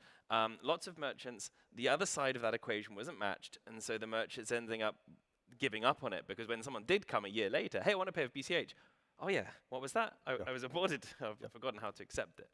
So I think that is a really important metric that I'd love to see, is really, and focusing more on how do we measure real usage, real users, which I think is possible with a little of effort. And then, of course, then somehow working together, and this is where Telegram and maybe also X to a certain degree, and also meetups online can help us cross-pollinate that information. Like, how are we doing that? How does it work? How does it impact our decisions on where we put our efforts, so that every other little community can learn from that and not have to go through the same mistakes as I'm sure that BCH Argentina have gone through, and for sure Jomar's gone through in the Philippines. And this is what allows us to accelerate success. Do we know what happened to Go Crypto? It was legal, so they basically rolled out an app before it was legally compliant, and they were hoping they would have the right licenses. This is as far as I understand. That didn't happen, so it was for legal reasons they had to just stop. Mika was a huge, the Mika laws that have come in, and KYC that is needed to be able to use crypto now by such services just makes it pragmatically impossible. And then in some of the other areas, I think it was more of a friction thing. So they had to have a separate device, and the phone wasn't charged, and nobody came in 6 months, and so they didn't use it. Exactly. We've got to have a solution that integrates with current systems. Exactly. That was, Go Crypto had the absolute right strategy there. Is they had the same POS, so the point of sale that you were using for MasterCard, for American Express, whatever you're using. There's also your crypto button, and you press the crypto button, and then it was great. We did my whole trip, first whole trip here. We did the entire trip on BCH. It was fantastic. And we've got to get back to that state again. It doesn't necessarily have to be all crypto, but that would also be okay. But certainly BCH as the bare minimum. Right? Yeah. Today we have a few fanatics, let's say, and ironically, those fanatics are doing very well, because they started accepting BCH when it was, less than $100. But how they only did that because they understood. They are already on board, and fanatically, let's say. So they will always accept BCH, but we cannot rely only on them. So that's why I think they will do a speech. We are trying to partner. Congratulations, Bitcoin Cash community. Another successful yearly upgrade. Done. Woo! I might just ask everyone to raise their glass and give a quick cheers to the Layla upgrade. Layla! Layla. Woo! Loopy loops. Cheers, guys. Cheers. Salud. Yeah.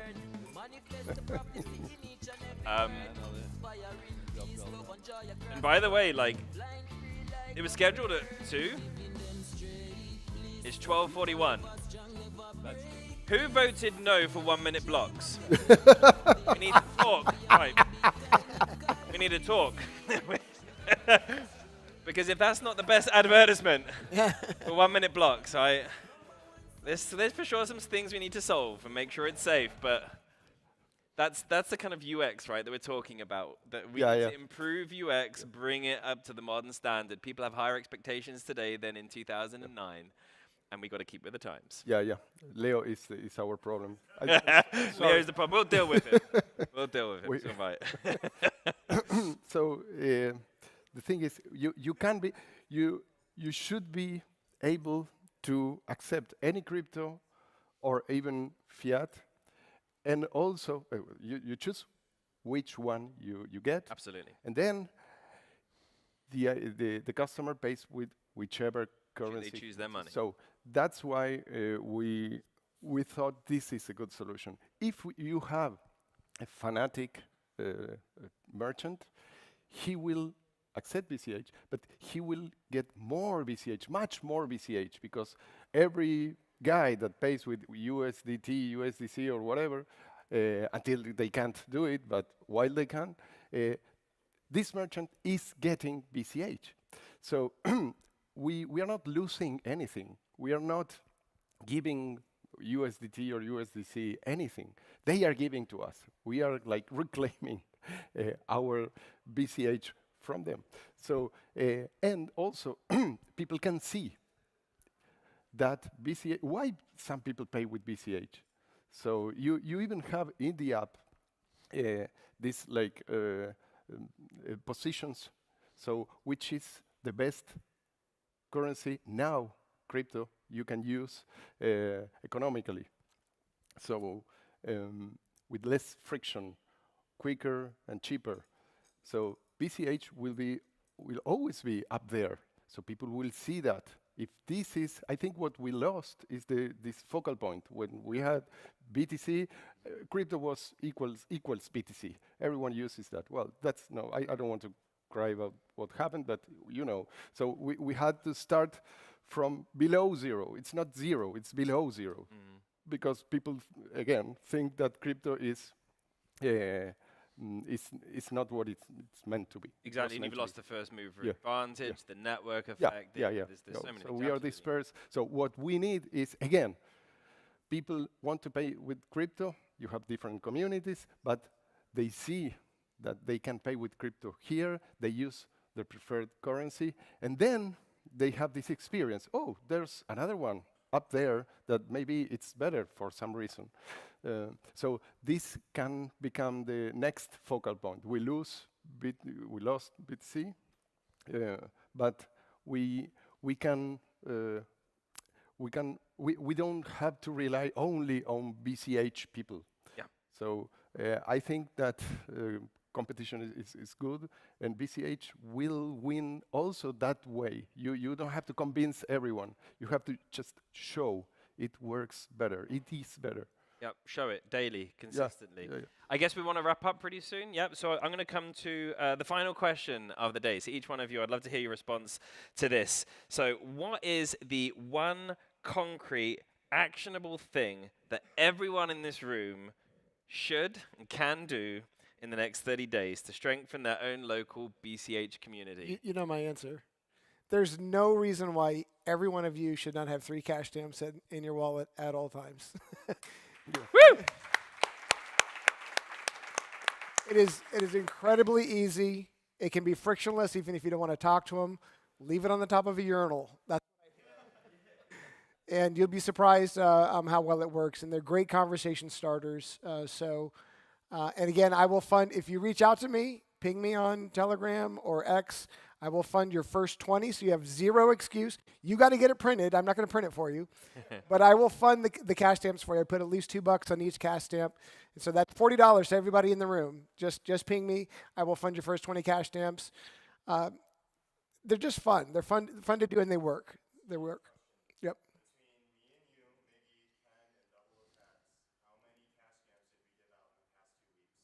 At least 300, at least.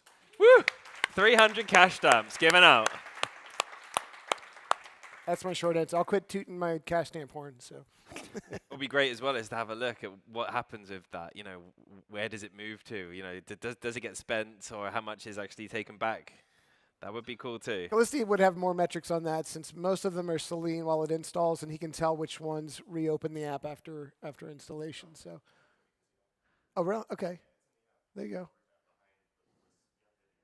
All right. This is the thing, measuring success. All right, great. Thank you, Steve. So hopefully everyone understood that, and you're going to hook up with Steve, and you're going to have at least 3 cash stamps in your wallet. And you can hand them out. Great. Same question to you. Yeah, it's very similar. Just use it and show it, and then explain. Show it and then explain. Because if you start by explaining, it's like you want to sell something that you want to get rid of. So show and then explain all the benefits, all that is not obvious.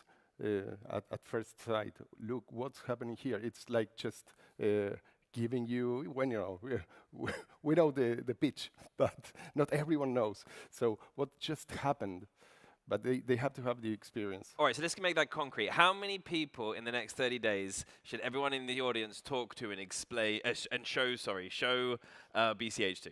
What's your guidance there? How many? How many? Yeah, Oh, in the next 30. What's reasonable? What's reasonable to me? It's every day. I'm almost this is my life, but I don't know what's the reasonable number. I'm not reasonable. All right, what do you reckon is reasonable, guys? 5 people. 5 people over the next 30 days, right? Each person here is going to talk to 5 separate people and show them Bitcoin Cash. If I give you 20 cash stamps, it better be 20, not 5.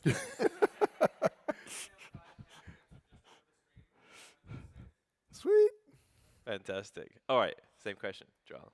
Yeah, I go with 1. Let's do the 1.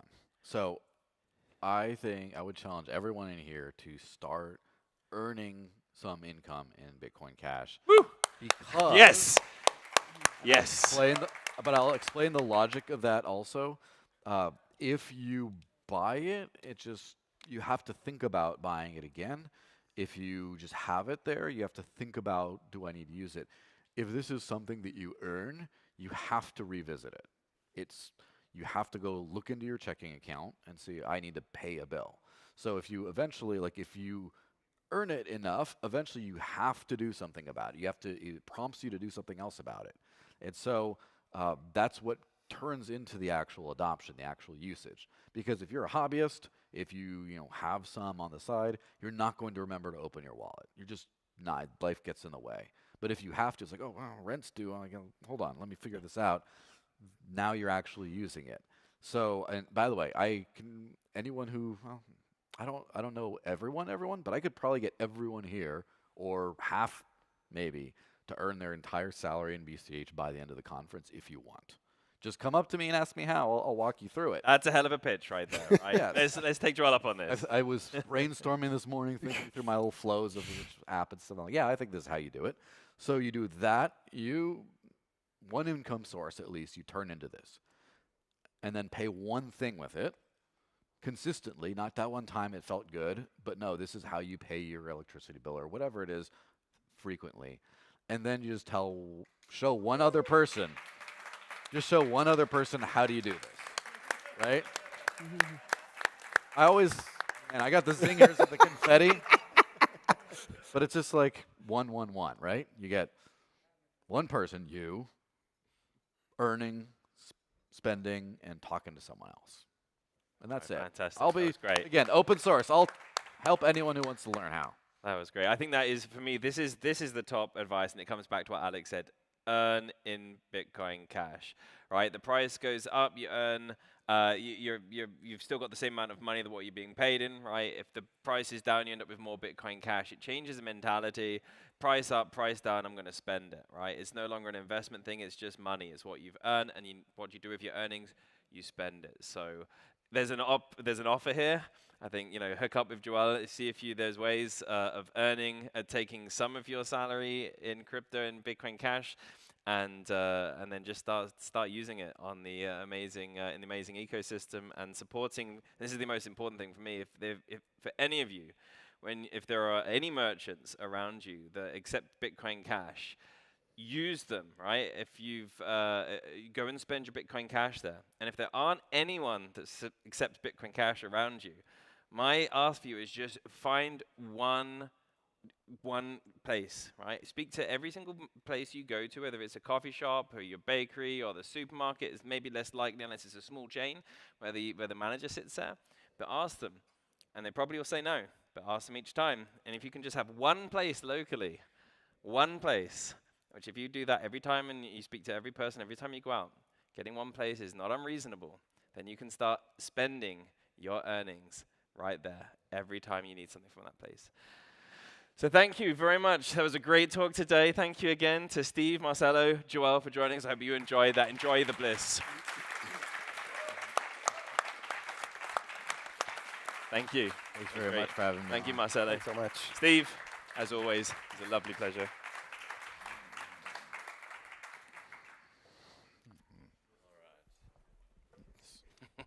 Forgot I'm tethered. All right, so I've just got a couple of quick announcements and the follow-up of the schedule from now. So we looked into the Guru results box. If anybody wants to independently verify, there was some discussion about that. You can come and see. You can come and see the results yourself. But we had 29 responses, of which 20 said yes, 68.9%. 5 said no, 17.2%, and 4 unsure, 13.7%. So a strong bias to yes, but clearly not overwhelming or universal consensus right there. Okay, we're going to have a little bit of a break now. Outside, you can mingle a little bit, and people who are doing the open house will be setting up, and then they'll be demoing their projects, selling merch, stuff like that, so you can come back in and chat to those people. At 4 o'clock, if you have a premium sponsor or Blaze ticket, there will be dinner downstairs, and then afterwards a bit of a hangout session in here with bachata later. If you have a regular ticket, then you can go to the bar, hang out, go have some dinner, and we'll see you back here tomorrow morning at 9 a.m.